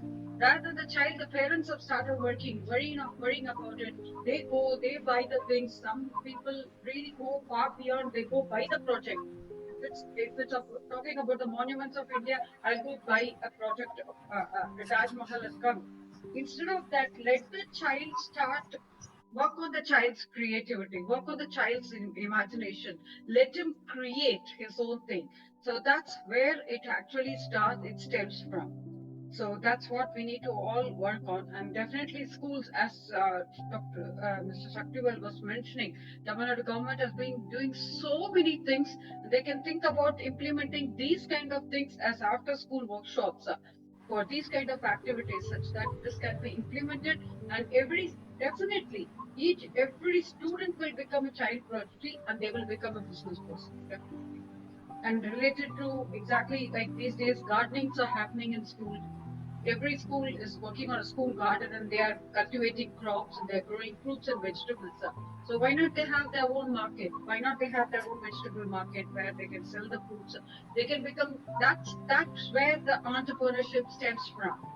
And that's where the charity comes from. If you're going to give it to any of the social welfare organization, that's where it comes from. So these things have to be implemented for a social cause with a more in a more broader spectrum. That's what I mean. Anyway, we shall start thinking about it. Well, Mr. Shaktivel, yours was a very comprehensive, and you have mentioned about the holistic approach that had addressed the various aspects of the business environment. That is collaboration with the governments, collaboration with the financial institutions. That's what I mean. So when the students are coming and doing a pitch deck, the pitch deck workshop where they can present their projects and they can just go to the corporates and ask for sponsorships and everything. That's where it is collaboration. Schools and universities, they can directly tie up or liaise with the financial institutions for financing their projects, etc. So these kind of collaborations, which will definitely try to establish, which will really help support in developing a very holistic approach in addressing these various aspects of the business environment. So coming to the industry associations and other stakeholders to have a very successful implementation of the supportive measures. Thank you so much. So what is the next thing which is required, taking it forward for Mr. Shai Shaktivel, is that awareness and education. So we should continuously conduct these kind of awareness program to educate about SMEs and MSMEs, to, in all the education institutions, implementing with the help of the support of the government as government programs and build best business practices with youth in the lead so that they will take it forward. So they are being, so in that mode, what is required is the financial literacy initiatives. Child may be interested in a computer, the child may be learning physics, chemistry, biology. Irrespective of the stream that child is learning, financial literacy is something every single student has to do because it comes to the home budget. When we talk about the home budget, it's like everyday counting for vegetables and fruits and everyday grocery we are spending in money. So this financial literacy initiatives should be added as a curriculum, as a very strong curriculum in all the schools and the education institutions. That's what we should do it. I think so. Hope everybody will agree with me. And on that note, I think we should go on with the next speaker. Thank you so much, Mr. Sai Saktivel. Thanks for those wonderful, really thought-provoking suggestions that you have made on this platform. Thank you so much. Thank you. I really thank you, Dr. Srividhya and Dr. Tanuja, for giving thoughtful words, and as well as it was so encouraging for the youth of this generation. So let's continue this with the other speaker. Our next speaker is Ms. Sai Sri, who is a student of BTech Biotechnology, who studies in Dr. MGR Education and Research Institute, and she represents IGEN, and she's going to talk on the topic of industrialization is the key to the growth of global economy. We welcome you, Ms. Sai Sri. You can share your screen and please go ahead with that. So with my camera, so I'll be only using my audio, so please excuse me for that. This is my first time doing a presentation in online, so I'm really grateful to be a part to represent the G20 in International Youth Cabinet. I'm thankful for this opportunity.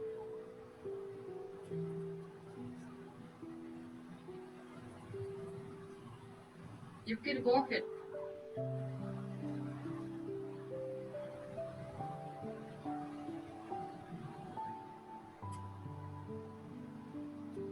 So, industrialization is the key to the growth of global economy. This means a lot. In the journey from developing to developed status, the industries play a very important role. Decarbonization efforts. Developed countries have been at the forefront of decarbonizing the industrial sectors. However, the developing countries face unique challenges, especially in this transition. The barriers include technology, finance, knowledge, socio-economic context, and politics. Let us see some examples related to the case studies. Indonesia lacks a robust policy framework for industry decarbonization, where Mexico has rigorous industry-specific targets, but it faces implementation delays.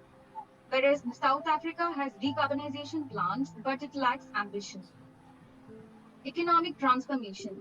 Some developing countries have become leading producers and exporters of manufactured goods, agricultural products, and commercial services. Large developing economies, like they have gained prominence on the global stage. Strategic aid and trade, where the economic development is often driven by new policies, encouraging the trade alongside developmental assistance from larger economies. This strategic aid from developed countries, it contributes to the growth in developing nations. Industrialization, as I told, it plays a very important role in transforming the economies. For instance, the East Asian economies, they focus on allocating the resources to stimulate industries and technological development has led to the remarkable progress. A combination of policy support, the strategic aid, and focused industrialization efforts, this has propelled some developing countries towards the economic development as well as the industrial growth. Where these are some of the industries that significantly contribute to the nation's prosperity. Manufacturing industries, It encompasses various sectors, including automobiles, electronics, textiles, and machinery. Uh, it generates the employment, adds values to the raw materials, as well as it fosters the technological advancement. The countries with robust manufacturing bases often experience substantial economic growth. The information technology and software services. Uh, this has revolutionized the global economies. The software development, IT services, and outsourcing it contributes significantly to the GDP.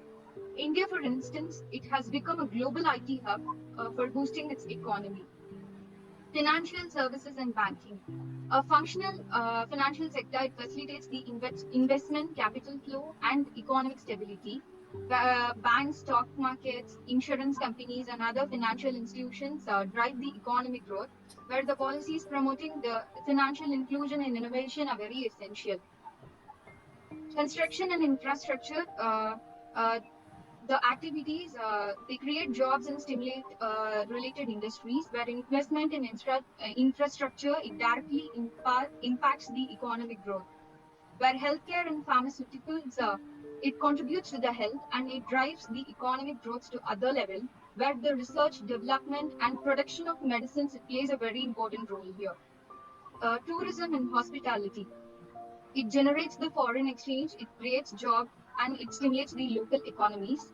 The countries with attractive tourist destination, it benefits from increased revenue. Energy and renewable resources, the energy production and distribution are critical for the economic growth. The transitioning to renewable energy sources, it promotes the sustainability and the economic resilience. Agriculture and agribusiness. The agriculture, it provides the food security and raw materials, where agribusiness, it includes processing, distribution, and the export of agricultural products. The automobile and transportation. Automobile industry, it drives the economic activity through the manufacturing, sales, and services, whereas the efficient transportation networks are very essential for the trade and commerce.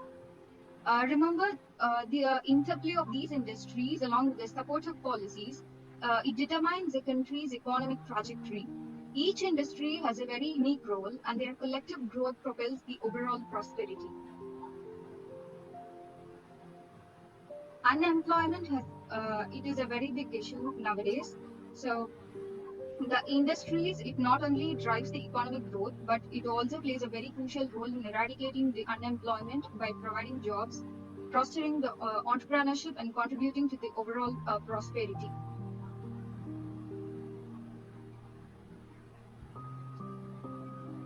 So small-scale industries, they play a very important role in the employment generation with the relatively lower capital investment. These industries provide opportunity for skilled as well as the unskilled workers, contributing to reducing unemployment. Manufacturing and service sectors. It creates jobs directly in factories and indirectly in supply chains, where the service sectors such as IT, healthcare, hospitality, and retail, it employs a significant workforce. Both sectors, it contributes to the economic growth as well as the employment opportunities. Innovation and technology. They create new job opportunities. The research and development, it always led to the sustainable growth. Global economic recovery is, as we all know, the COVID-19 pandemic caused a surge in global unemployment, where government support packages and businesses adaptability to help the labor markets recover. So, strategies and measures that can help for the growth. Improving government effectiveness. Countries tend to achieve consistent growth when they focus on enhancing their own effectiveness and fostering the vibrant competition. Strong companies that drive growth emerge from such environments. Government can experiment with new approaches to the markets and regulations through pilot programs, scale up successful policies that improve the productivity and create a competitive business environment. Diversifying economies. Relying on a single industry or a sector can be risky. Diversification, it helps countries withstand shocks and adapt to changing global dynamics. Encouraging innovation and supporting emerging sectors can lead to sustainable growth. Institutional improvements. Strengthening the institutions, promoting transparency, and ensuring the rule of law are critical. Effective governance fosters investor confidence and support long-term economic stability. Addressing inequalities. Income disparities hinder economic progress. Policies that promote equitable distribution of wealth and opportunities are very essential. The rise of inequalities, it ensures the stemming of rise of inequalities ensures a more inclusive and a resilient economy.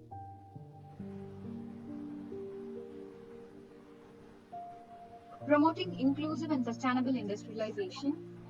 So economic like wide matters aspects of inclusive and sustainable industrialization as well as global goals and targets.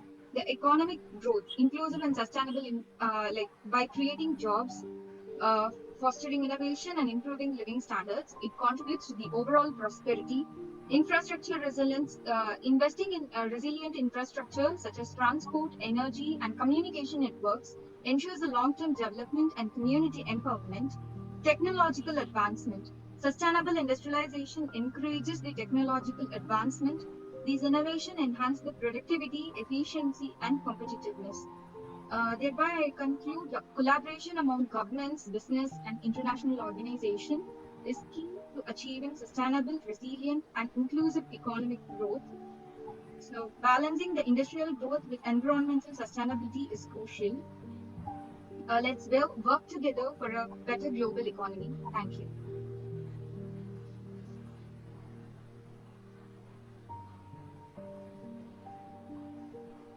Thank you, Ms. Saishri. So we shall hear the thoughts from Dr. Tanuja and from Dr. Srividhya. Sri, thank you for your great presentations. Yes, you are rightly pointed about that to meet the sustainability, the developed countries should contribute to the developing countries because as industries expand, they are consuming more raw materials and energy, and that leads to increase the carbon emissions and also there are distractions in the habitat loss and also the resources depletions may take place. To balance this equation, the sustainable practices must be adopted. Like the resource efficient technologies can be adopted, and also the circular economy must be adopted. Yeah, and also you have talked about the various sectors in agriculture, banking, institution for the growth of the economy. You rightly pointed out about that. Yeah, thank you for a wonderful presentation. That's all about it. Thank you, Dr. Tanuja. Well, I've got something add on to Saishri. Please. That was a very comprehensive, and since we have moved on from the first pointer to the second one, now there's a new pointer.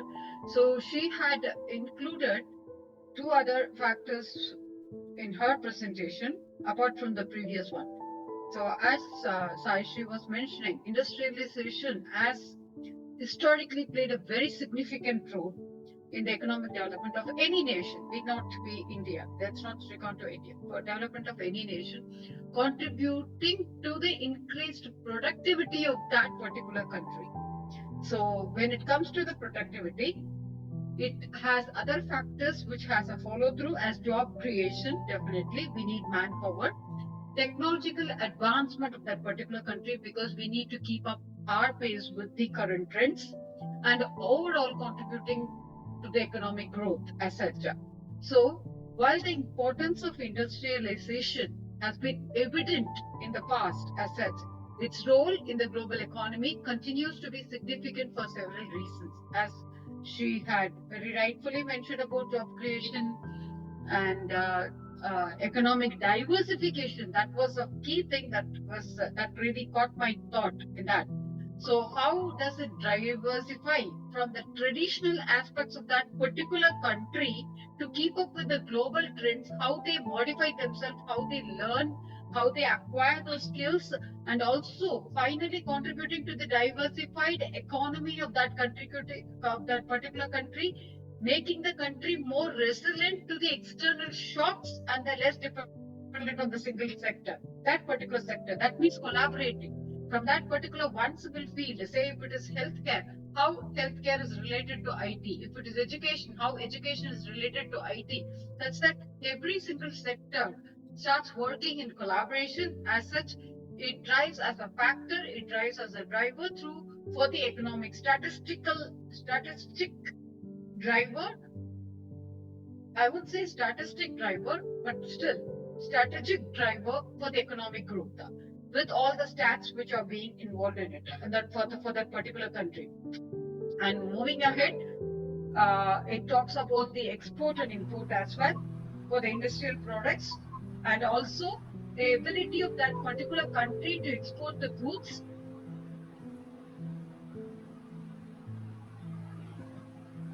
May I know who is that, ma'am? Sorry.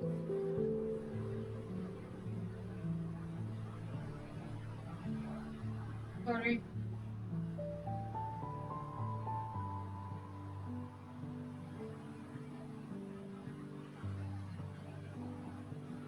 Is everything fine on the other side? No, somebody's extra noise is heard. I'm just checking who is that.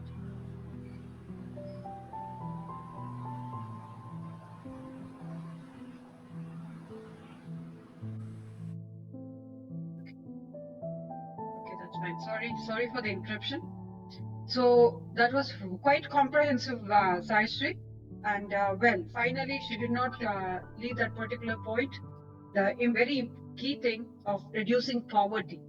So that's how the country benefit, basically, with economic benefits associated with the industrialization, such as job creation and increased income levels, contribute to the poverty reduction by providing people with the means to meet their basic needs.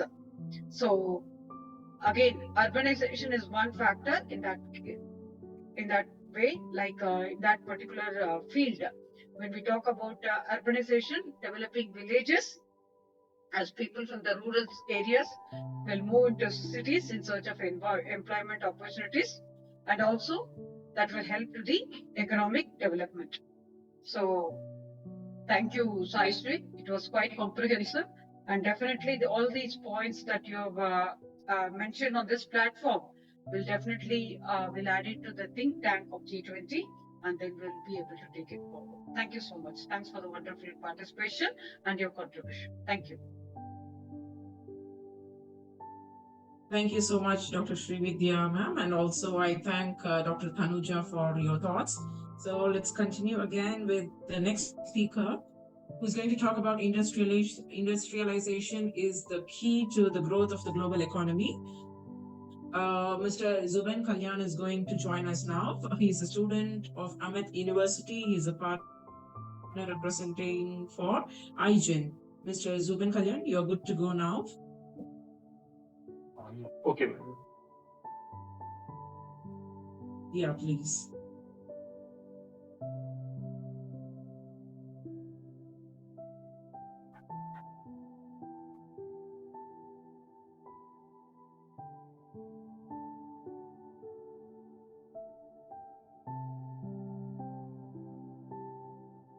Ma'am, is the screen visible? Yes, it is. Please go ahead. Thank you.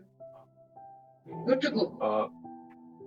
Good evening, everyone. I am Zuben Kalyan, I am from Amit University, Chennai. I am representing IGEN. So my topic name is industrialization and its role in global economy. So here's a short introduction. Industrialization shapes global economy, changes production and consumption, shift from farming to manufacturing, dominate economy, increase productivity, economy and living standards. Understanding industrialization impact is crucial. So industrialization, different parts of the world are at different stages of industrialization. Places like US, Germany and Japan already have strong industries and use advanced technology to grow their economies. Countries like China, India and Brazil are growing fast with their industries, becoming the big players in global economy. But in Africa and Southeast Asia, industrialization is starting, bringing both challenges and chance of this country to grow economically. So Historical context of industrialization, early industrial revolution. The period between 18th and 19th century marked the birth of industrialization, characterized by technological advancement and shift from manual to mechanized production methods. Impact of economic growth. Industrialization led to significant economic expansion, urbanization, and the emergence of skilled workforce, laying the foundation for sustainable economic progress. Global influence. The Industrial Revolution not only transformed economies in Europe and the United States, but also had far-reaching effect on global trade and development. So the early Industrial Revolution happened in late 1700s and early 1800s. It brought new machines and changes how things were made, moving from handwork to machines. This helped economies grow, made cities bigger, and created more skilled laborers. It didn't just affect Europe and the United States, it changed how the whole world traded and developed. So current situation of industrialization in different regions of the world, like advanced economies, it is divided into three parts: advanced economies, emerging markets, and developing nations. So as I said earlier, countries like US, Germany, and Japan have established mature industrial sectors leveraging advanced technology and innovation to drive economic growth. Like they were the pioneers of industrialization. So the industrializations in these parts of the world started at the earliest. So next is emerging market. Nations such as China, India, Brazil are experiencing rapid industrialization. Like we know that China is the manufacturing hub of the world. Most of the tech giants like Apple, Microsoft, Tesla and all are having their big manufacturing plants in China. And now the focus is shifting on other countries such as India. Third one is developing nation. Many African and Southeast Asian countries are in early stage of industrialization, facing unique challenges and opportunities in their quest for economic advancements. So advantages of industrialization for economic growth and development. So the advantages are economic diversification. Industrialization lead to diversified economy, reducing dependency on agriculture and enabling a wide range of economic activities. Second one is employment opportunities. Growth in industrial sector create jobs, driving employment and contributing to poverty reduction. Third one is technological advancement. Industrialization promotes technological progress, fostering innovation and boosting overall productivity. And fourth one is infrastructure development. Industrialization necessitates the construction of infrastructure, including transport network and utilities, stimulating overall economic development. So, like industrialization brings many economic growth and development. It helps economy become more varied, not just focus on farming. By creating more jobs in factories, it also helps lower poverty. Also, it pushes technology forward, making new ideas and products, and makes everything work better by building things like roads and power lines. Like some of the challenges and obstacles to industrialization in developing countries. Resource constraint. Many developing countries face resource limitation, including access to capital, skilled labor, and raw material, and hindering industrial progress. Second one is infrastructure deficiency. Weak infrastructures, inadequate power supply, and logistical challenges create sustainable obstacle to industrialization in this region. And third one is economic disparity. So economic disparities, including income inequalities and social instability, can impede the efficiency implementation of industrialization strategies. So developing countries have a hard time with industrialization because they lack money, skilled labors, and raw materials. Bad roads, not in power, and problem moving things around also make it tough. Social issues like unequal pay and unrest can make it even harder to get industry going smoothly. So the case studies of successful industrialization strategies and the outcome. So first one is South Korea. South Korea's export-oriented industrialization model propelled the nation from agrarian economy to a leading industrial powerhouse. Agrarian economy is the economy that is dependent on basically agriculture. Second one is China. Through strategic policies and targeted investment, China transformed into a global manufacturing hub, driving rapid economic growth. Brazil focused on sustainable development and technology-driven industries, led to diversified economic growth and increased global competitiveness. So some countries succeeded in industrialization. South Korea became the top industry country for focusing on selling things abroad.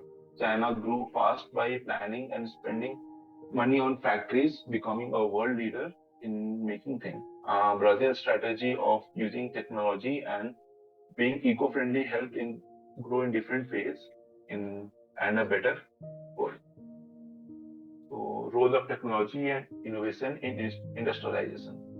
So first one is innovation. Continuous innovation drives advancement in industrial process, fostering sustainable development and enhancing productivity. Second is automation. Automation technology streamline production process, improving efficiency and reducing operational cost. Third one is research and development. Investment in R&D facilities facilitates the development of cutting-edge industrial solutions, driving technological progress and market competitiveness. So, technology and new ideas are crucial for making industries better. We're always coming up with new ways to do things. Industries can grow in good and lasting ways. Using machines that work on their own helps make things faster and cheaper. Spending money on research helps to create new and better ways to make products, making industries stronger and able to compete well in the market. Future prospects and trends in industrialization and global economy, digitalization, the digital transformation of industrial process is expected to drive efficiency and innovation, revolutionizing traditional manufacturing, sustainability, increasing emphasis on sustainable industrial practice to mitigate environmental impacts and drive long-term economic prosperity. So in future, industries will use more digital technology to work better and make new things. This will change how things are being made, making them faster and smarter. Also, there will be bigger focus on being eco-friendly, helping the environment and making economies stronger in the long run. So, in conclusion, the importance of sustainable industrialization for sustainable economic growth and development. So, efficiency. Industrialization enhances the production efficiency through technological advancement. Second is job creation. Growth in industrial sector creates employment opportunities, contributing to economic development. Third one is global competitiveness. Efficient industrialization strategies drive global competitiveness and participation. In conclusion, industrialization helps in economic growth in a good way by making production better and with new technology. It also makes more jobs, which help economics grow even more. When countries with smart plans for industry, it helps them compete better in the world market. Thank you. Thank you so much, Mr. Zuban Kalyan, about your presentation of global economy. So let's listen to Dr. Tanuja's point of view and also Dr. Srividhya, ma'am. Please go ahead, ma'am. Thank you, Zubain, for you have explained given a clear picture on the industrialization and its role in the global economy.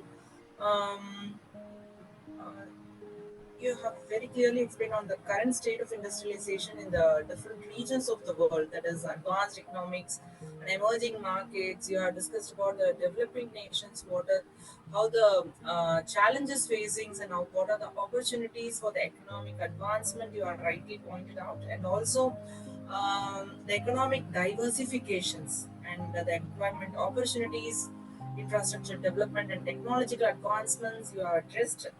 And also you clearly addressed on the resource constraints. That is very important because we are moving ahead on the circular economy. The resource constraints is very a key point to be addressed on the industry sectors. And also the infrastructure deficiencies you rightly pointed out, and how the disparities in the economical growth, you have rightly pointed about that. And also you talked about the case studies, successful case studies um, about South Koreans and South Korea, China, and Brazil. And uh, what is the role of technology and innovations? That is what is it? That is the future prospects. You rightly pointed about the digitalization and sustainability. Yes. Uh, all the best. Thank you for your presentations.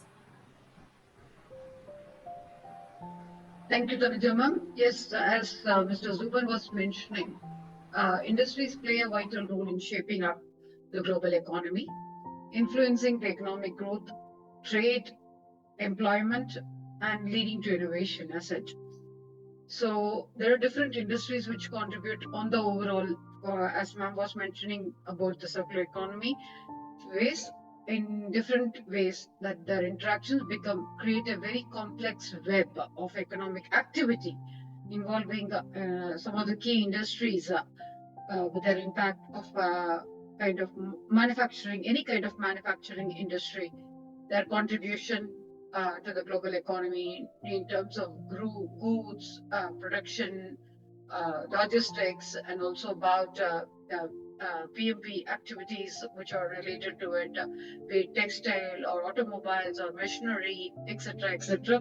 Finally, it all comes to having the employment opportunities for millions of people, millions and millions of people worldwide, from the factory workers to engineers and designers. As such, this is definitely leading to a world of zero unemployment.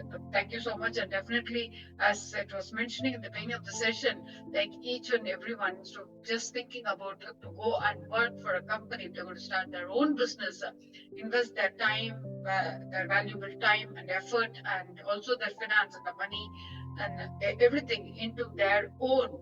It will create a very sustainable future for it, not only for themselves but also for the country they live in, and also for the global sustainable economy.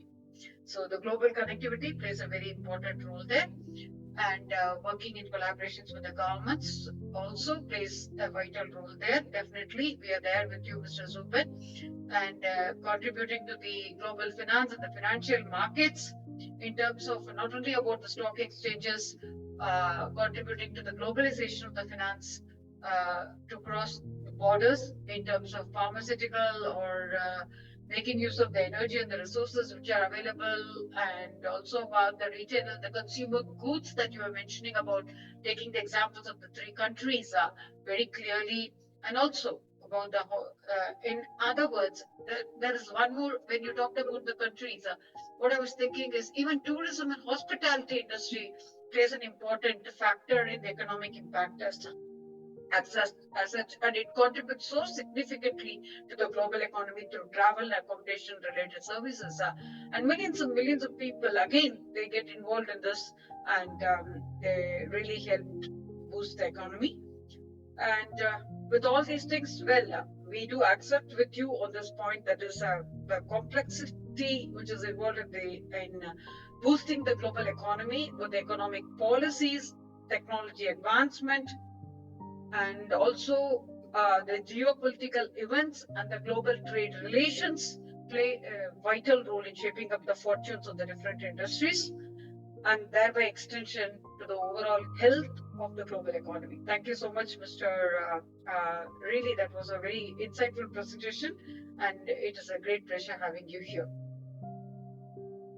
Yes, Ms. Jessica. Thank you so much, Dr. Yeah. Yes, thank you so much. Yes. Yes.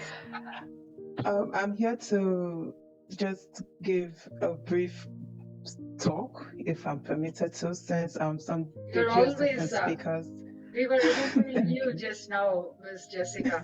We were, Thank you. but everybody expressed a thing that we really wanted to see who is this Jessica. I'm sure everybody will accept with me. Yes, one day. I just felt like I want her to talk here. Thank you so much, Ms. Jessica. Thank you so much. So I'm just going to do a quick presentation. So please bear with me. There's no slides, but I'll try to make this as informative as possible. Okay. Industrialization has been a transformative force when it comes to shaping the global economy. And this has led to profound changes in production, in trade, and in economic structures. So if we look at industrialization and economic growth, we can see that they have been closely linked since the beginning of the industrial age. So, for example, during the Industrial Revolution in Britain from 1760 to 1840, the GDP per capita increased by about 1.5% per year. And this was a rate that had never been seen in human history before. And that was just, a glimpse of what's to come. And speaking of global GDP, we can tell in 2019, the global GDP was estimated at around $87.5 trillion. And this was with industrialized countries accounting for a significant portion of these figures. And an example of such industrialized countries has to be Germany and Japan. And they are the two countries that you can really tell have experienced rapid industrialization and subsequent economic growth. So if you look at Germany, for instance, they started their industrialization in the late 19th century, and this propelled them to become a leading manufacturing and engineering powerhouse. Then we have Japan, that really blossomed post-World War II in terms of the industrialization. And that was what we now know as the Japanese economic miracle, because it transformed the country into one of the world's largest economies. And this is what industrialization does. And if we look forward into our now, we can see the technological advancements.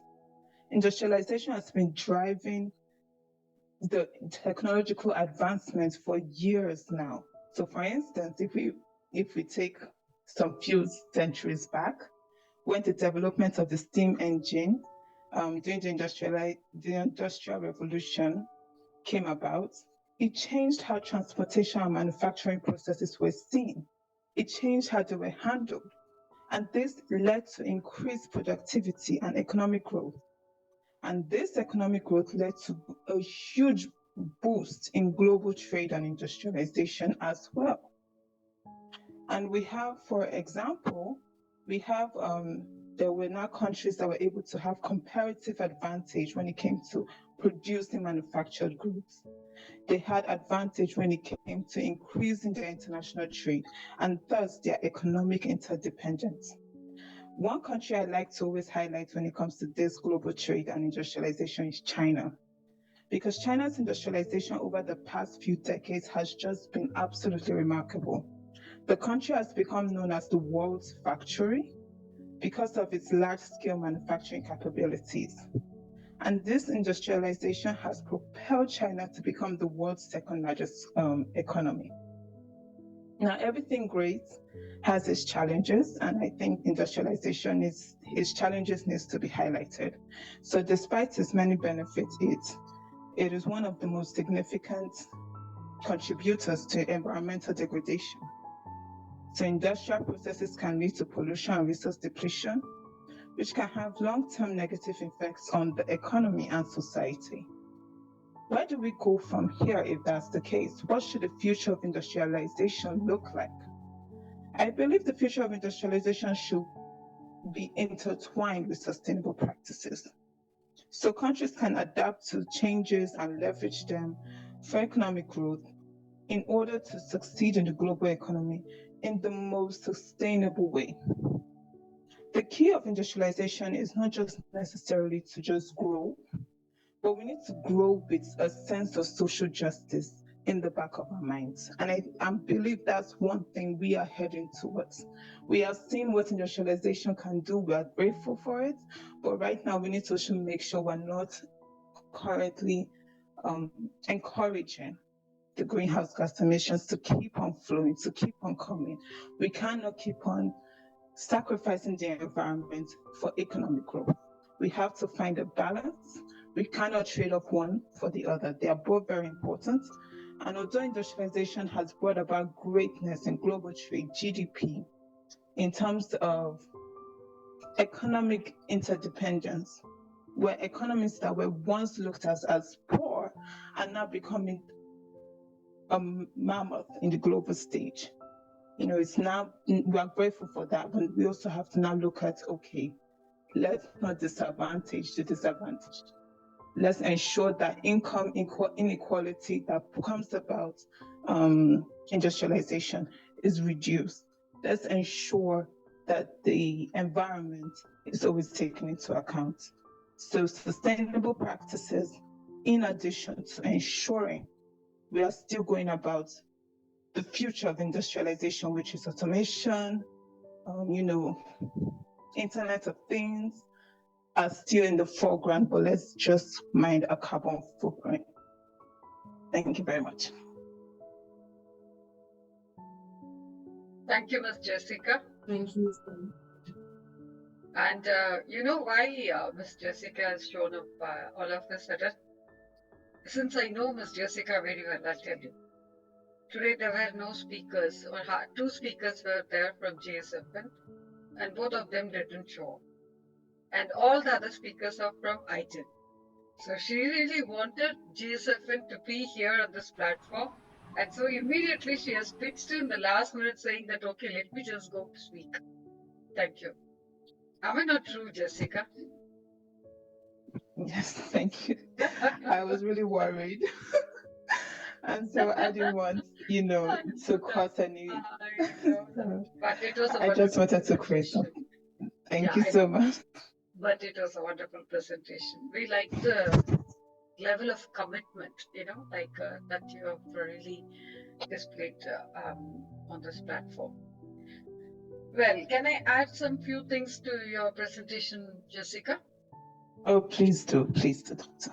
Thank you. So definitely, as Jessica was mentioning, it's the aftermath of the global financial crisis. I think it started with the year 2007 or 8, if I'm right. The countries around the world took a decisive action to counter the impact of the recession on a broader segment with this tagline of SME, MSME, and industrialization, global finance, circle economy, green finance, etc., etc., etc. It all shot up from there. These measures were accompanied by the financial reforms, definitely, as Pam was mentioning, and also the other speakers were mentioning, to strengthen the global banks' resilience, such as based in Basel III framework, which was introduced with new minimal capital requirements and designed new rules for the liquidity management.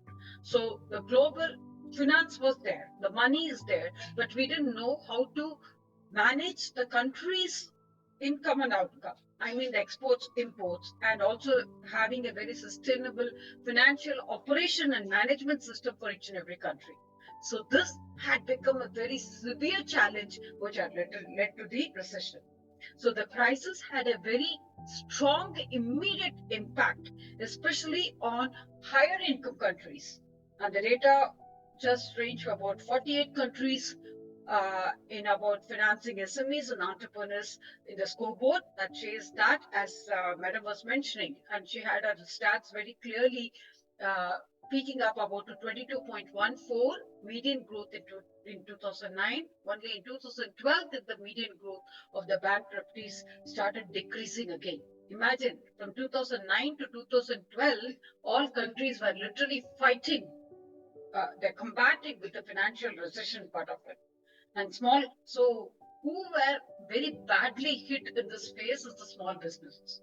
The small businesses were hit particularly hard by the recession, with the share of the SMEs in the total business leading flows falling to 19.7% in the 2009 against 25.6% in 2007 in median terms.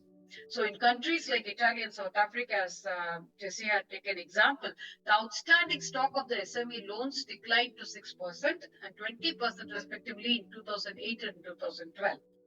In other English countries like Portugal, now leading in 2012, adjusted for inflation, stood as just between 42% in terms of 2007 in volumes, and in United States, the small business leading index, that is SBLI, measured with the volumes of new loans normalized to the base of the year 2005. So there comes the new avenue of venture capital investments. So significantly after the aftermath of the crisis, which raised up in a recovery, but in a very slow pace in advancing many economies. That's how this whole concept of SMEs and MSMEs took the front foot forward in terms of the global finance. So, well, there became the revelation, there became the renaissance to think about the SMEs, saying that why did this happen? Because when industries shrunk, when the industries fall, there was no other company or the small scale industries which could support all these big companies to come up. So SMEs population thereby started ameliorating, thereby long-standing structural issues have come in accessing to the finance part of it, and that which has led to the policy developments increasingly shaped up to the mega trends of globalization, digitalization, industrialization, etc., etc. Now we talk about opportunities, creating opportunities for the youth, creating opportunities for women, creating opportunities for farmers of any other artisans who are there as carpentry, pottery, or any blacksmith, or anybody who is involved in these SME factors. But this was the renaissance that has really paved way for this, and how it has helped our speakers at large have discussed very much about the regulatory measures and the supply for equity financing, and also about debt financing. Everything has been taken. So the policy action of this aftermath for the global financial crisis were these things: how to support these SMEs and SMEs in a large scale sector, taking very small countries as examples like China, how they have started in a very small scale unit, but they have become the global leader as of today. So that's how it has started, and every country is also following. As we go back from the bigger picture to a smaller picture, it all starts from home, for that particular country, for the particular country's economy, and for the particular, when the country, it goes to the particular state, from the state, it goes to the particular district, from the district, it goes to the particular village, and the village, it goes to the particular home. So if you go the reverse, it's always the other way around. But it all starts from home. So what would we request is that instead of talking about creating a new arena of SMEs or industrialization, let's start from home. From our home, what industry can we develop with? Now we are talking about knowledge industry. We're talking about creating a campaign, creating an awareness, how we can make a venture out of it, how we can make a business out of it, how you can benefit by it, how I can benefit by it, how people can benefit by it, by working together, working in collaboration, working in partnership, working in equities, such that let's all put our heart, mind, and soul together, such that we'll be able to take it forward. It's all about global finance and other things. We have got one more speaker who has joined. Thanks, Jessica. I think I've taken quite a longer time for your summary because I was overwhelmed by the whole summary of the whole presentation. That's why it is. Mr. Samuel has joined. Let's ask him whether, yes, Jessica, are you saying something? Yes, I want to just say thank you, and I hope it was something informative, and I'm glad I was able to add to this session, and thank you so much. Always, always. Mr. Samuel Aluku. Good evening, sir. Hello. Yes, hello. I can hear you. Yeah. So you are here to present something. Yes. Yeah. I'm to preach. Okay. Sorry. Actually working out from a meeting. It's a little bit noisy, but I can go on now. Thank you. Good afternoon, everyone. It's afternoon in Nigeria here. Good afternoon. Good afternoon. Good morning. Good evening. In any part of the world. How are you doing? We are fine. Hope Yeah, you're okay. I just quickly want to speak. I would have loved to have a slide, but I just got notified of my engagement in today's meeting. So what is actually the contribution of micro SMEs to the sustainability of the economy of any country? The SMEs, the micro industries play a lot in the development and the sustainability of the economy of any country. Come to think of it, in Africa here, we have some peasant traders, people that sell things on the streets, food hawkers. We have, farmers, peasant farmers. We have artisans. These people can actually take in 1, 2, 3 people that they can employ as helping hands. Not all industry can actually absorb the old numbers of the qualified citizen in the labor sector. But these people can easily, without education or no education, come to think of it, the food vendors can easily get the helping, can get 2, 3 helping hands, which can actually contribute to the GDP of that very country. Take for example, I'm a farmer. I'm a farmer profession. I am also into IT. My wife is into core value addition of agricultural produces. So she employs for food and beverage industries.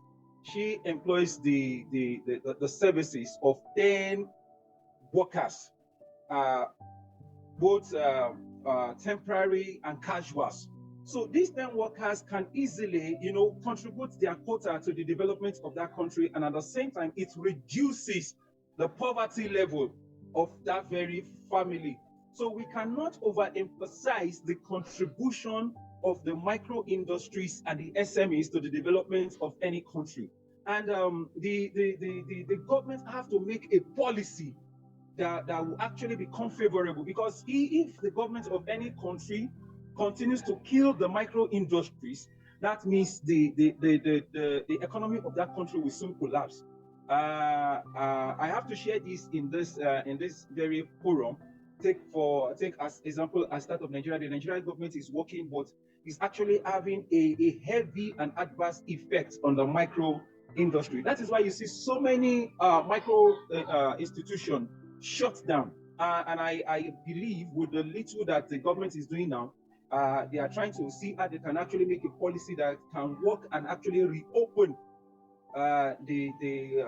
some of these micro industry that are already shut down, because they contribute mightily, and this reduces the adverse effects of the economy of that country. That is number one. Then number two is that if the economy, the micro industry is not being supported, maybe via loan, soft loan, 1-digit loan, grants, support, maybe internationally, and in knowledge gap too, because some have the required fund, but knowledge is a big problem. They don't understand the businesses, or maybe at one time or the other they don't have technical support. So there has to be a way by which all this knowledge gap can actually be bridged, how we can actually cover up for this knowledge gap. And that is the essence of training, SME trainees for micro industry, how they can actually improve on the products that they're actually producing all the services. Take, for instance, a big mansion without a cleaner. So will the prince or the princess or the madam of the place be the one doing the cleaning? It will become boring. But if there is division of labor, that is that is economics. If there is division of labor and they are being empowered, the lower people at the lower cadre is being empowered in knowledge. How do you clean and become a perfect and expert in cleaning? Taking into consideration details. So you clean and you make the place, the environment more comfortable, because the micro industries are the one that is making the environment convenient for the big players to come in. Because if the woman selling food at the roadside food vendor is not consuming, how would the farmer be able to produce? The farmer be able to still be in business, being sustained in business. So the cascade is being cascaded up. So it's the micro and the cottage industry also have to be paid attention to. The shoe cobblers. So if his business is being shut down and it does not have the required resources, maybe in knowledge, the hide and skin provider, the hide and skin provider will not still also be in business. Will not be in business. So many of how we can actually improve the micro industries. Outside the knowledge gap, what about the provision of trustworthy labor? Trustworthy labor, because say for instance, in some of African countries, they have the required knowledge, they have the required fund, but the integrity and trustworthiness is not there.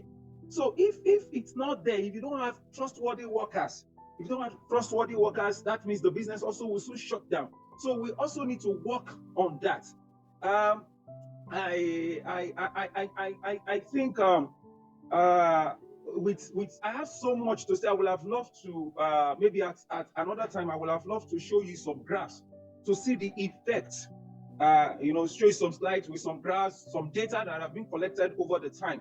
The effect of micro industries and SME on the development of the nation. Thank you very much. Thank you. Thank you, Mr. Samuel. I would request you to kindly mute yourself. Thank you. Thank you. Yeah, that was really wonderful. As you had rightly mentioned, some of the few points like identifying the SME financial needs and the gaps that will improve the evidence base for collecting the data, where data management is very, very important in presenting it up, and thereby with the data collected, with the collected data, the first thing, whichever format it is, that the country is compatible with, strengthen the SME's access to traditional bank financing. That is very key thing. Because I don't want to mention the name of the country here on this platform, but still, you know what they did? They were talking about, the country was talking about women empowerment, women liberalization, women become entrepreneurs, women become business people, women become business owners. So what the country said is, if you're a female, if you're a woman, then you should have a bank account. Basically, what is required is that every single woman whom we are talking about, women empowerment, women financing, women business ownership or entrepreneurship, they should know at least the basic nuances of maintaining a bank account where money comes and money goes. This is the basic thing which is required. So access to bank financing was the first step that the country has done it, and the country has successfully made Those who have joined me on this platform, they would have by that have figured out which country I'm talking about. That's the major thing. That's a simple thing. So any other country which is going to talk about again women finance or youth financing or talking about any kind of financial aspect of it, let them get the access to the bank financing aspects and the nuances which are involved in that, such that they are able to put money in, the money in and money out process should be very clear by any other modem, if it is bank or through any other services which they're going to use, they will be able to. Now, in that, what contributes to this again is that technological innovation and also adaptability to the technological innovation is the key thing. Now, these days, bank financing doesn't happen with that particular BANK, the four walls. It doesn't happen that way. It is all online. So the people should equip themselves, empower themselves with the knowledge. As you rightly mentioned, capacity building comes to the new innovation methods which are involved in it, such that promote financial inclusion for the SMEs and with easy access to the formal financial services, including the informal ways as well. So this will enable the SMEs, I do agree with you that this will enable the SMEs to access the diverse non-traditional financing instruments and the channels as well. Thereby, when you do it, there is always a threat. Hope you will agree with me. That is, safety and security and the compliancy factor comes into hand. So design regulation that supports a range of these financial instruments for the SMEs and MSMEs while ensuring financial stability for investor and the user protection, which is a key thing. So improve thereby when you develop compliancy, when you develop regulatory methods which are involved in this process, improve the transparency in the SME finance market such that everybody is clear. So they're not being taken aback by any kind of loss or whatever thing. They can have a very clear idea of exactly where the finance, if I'm going to invest, where it is going to go from there, exactly the in and out is very clearly explained on the term sheet. So the transparency is a very key thing that we should adopt with to enhance financial skills and the strategic vision, adopt principles of risk sharing with public and such that knowledge sharing plays a vital role, encourage timely payments in terms of commercial transactions that are being involved in the public procurement, design knowledge sharing public programs for SME finance, ensure in terms of tax which is being involved in it, or like tax registration, and also effectiveness of bringing in the user friendliness such that people are aware of exactly which industry I am, if I'm going to invest, exactly what is going to happen, and if at all I'm not very comfortable with, how do I come out? So when we talk about equity and partnership, entry and exit plays a very key important role such that we are able to create an awareness, build knowledge capacity building in all the people in their levels of working such that it becomes more user friendly to make it more successful. As such, monitor and evaluate these kind of processes in terms of global finance. Thank you so much. That was quite comprehensive. Hope I think I've done a fair job in summarizing your presentation. Thank you so much. That was a last minute pitch, but it covered all the factors. Thank you. Thank you, Mr. Samuel. So, Dr. Tanuja, would you like to add on, ma'am? Yes, ma'am. Dr. Tanuja, please share your thoughts about his words. Yeah, ma'am, you have rightly pointed you have covered all the points what you have mentioned. Thank you. Thank you. So coming back to Ms. Subhashini, would you like to add on, because we're going to sum it up? Subhashini, yes.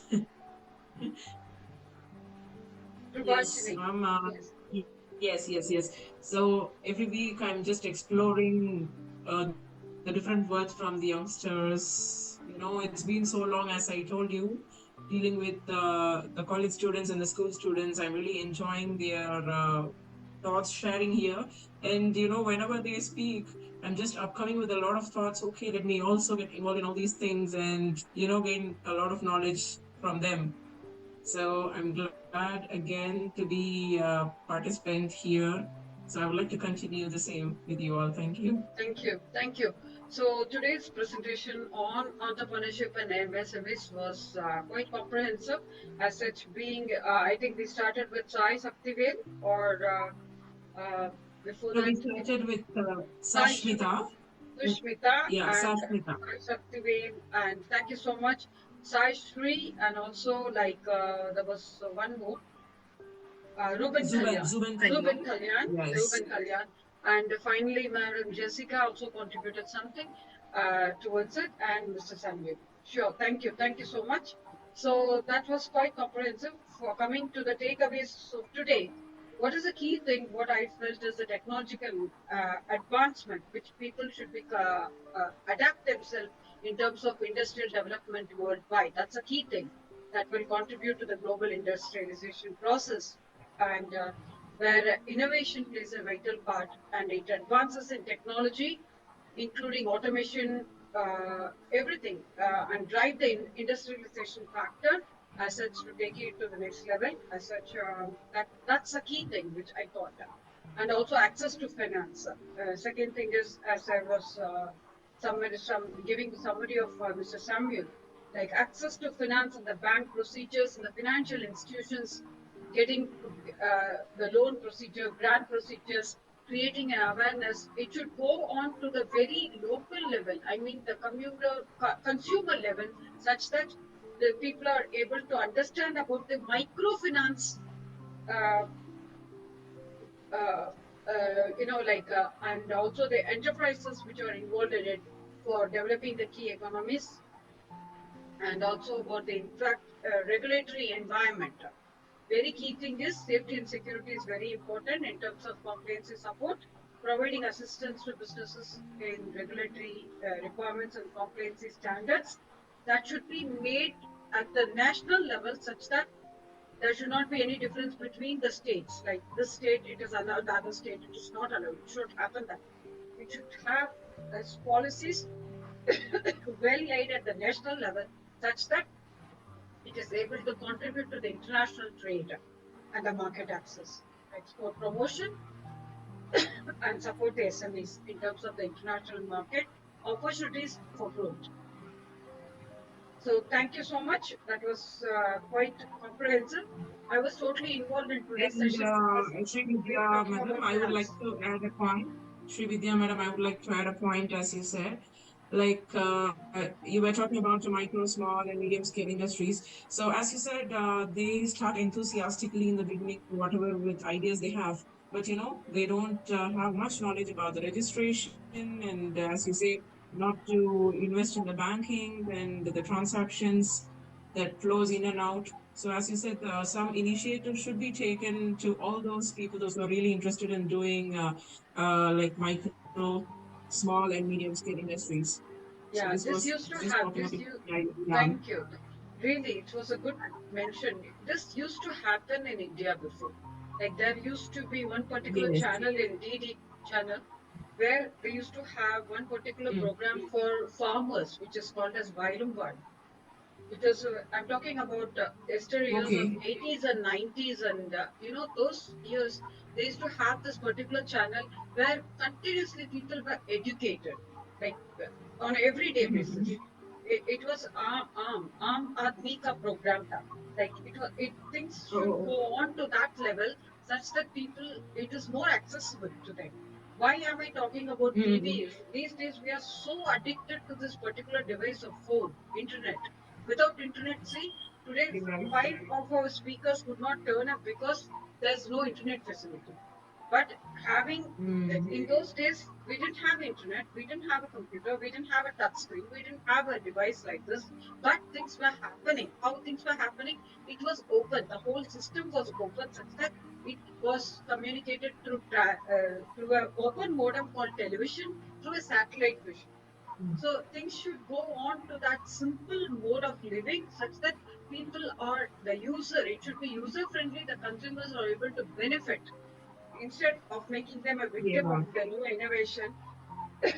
Things should go on to a simpler mode such that it is they're more accessible to. Because end of the day, when we talk about eradicating poverty, this urban development is the key thing that we need to work on. When we talk about urban development, when we talk about vulnerable countries, how to make things happen there, how to make things be accessible to their daily life is a key challenge that every country should address.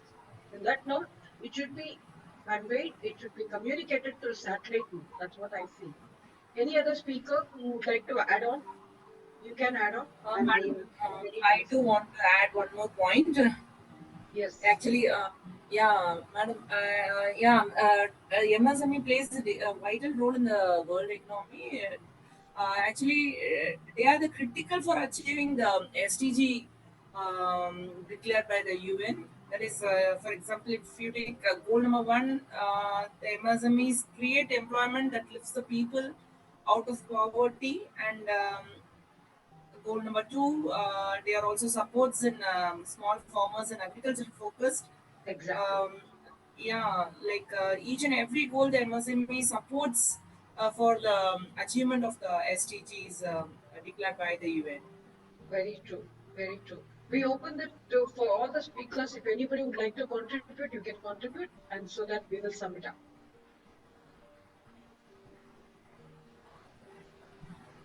Anybody would like to contribute on this?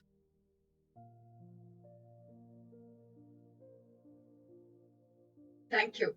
So, am I muted? No, you are. Okay. You can, ma'am.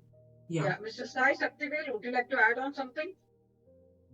Out of your presentation, just not about your presentation, about the topic in general. Nothing else, ma'am. Thank you for this opportunity, and I'm really grateful to Tanuja ma'am and everyone present here for sharing your views and opinion. I really hope that this session will add great value to my other endeavors in life. And once again, thank you. Thank you so much. Thank you. Sashmita, anybody else before we wind up? So thank you. Thanks to each one of you who have contributed on this session today. Well, we have come towards the end of the session, and the next week topic is a more follow-up topic of today's. It's going to talk about trade and finance and export and imports. So how we are going to design the whole infrastructure of the trade and finance such that we are able to take it to the global level. That's what we are going to talk about. So we'll have more contributions from more youngsters, I think. Well, end of the day, it's all in the hands of the youngsters. And you are the people who are going to take the lead, such that we leave it to you, we leave the mandate to you, such that to take it forward and to move on. So on that note, until we meet again, it's going to be adieu from all of us. Until we meet again for the same Sunday and same time. Thank you, Prabhashini. You're doing a wonderful job. We are so happy to have you here.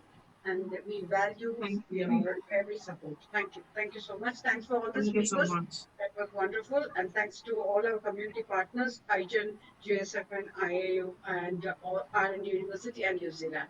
Thank you so much. And we'd like to have more and more speakers. Please spread the word around. Please bring more youth. As such, you are going to take it forward. More youth coming in, more you can form your youth army. That's the thing. Okay. Thank you. Thank you so much. Until we meet again, it's adieu from all of us. Thank you.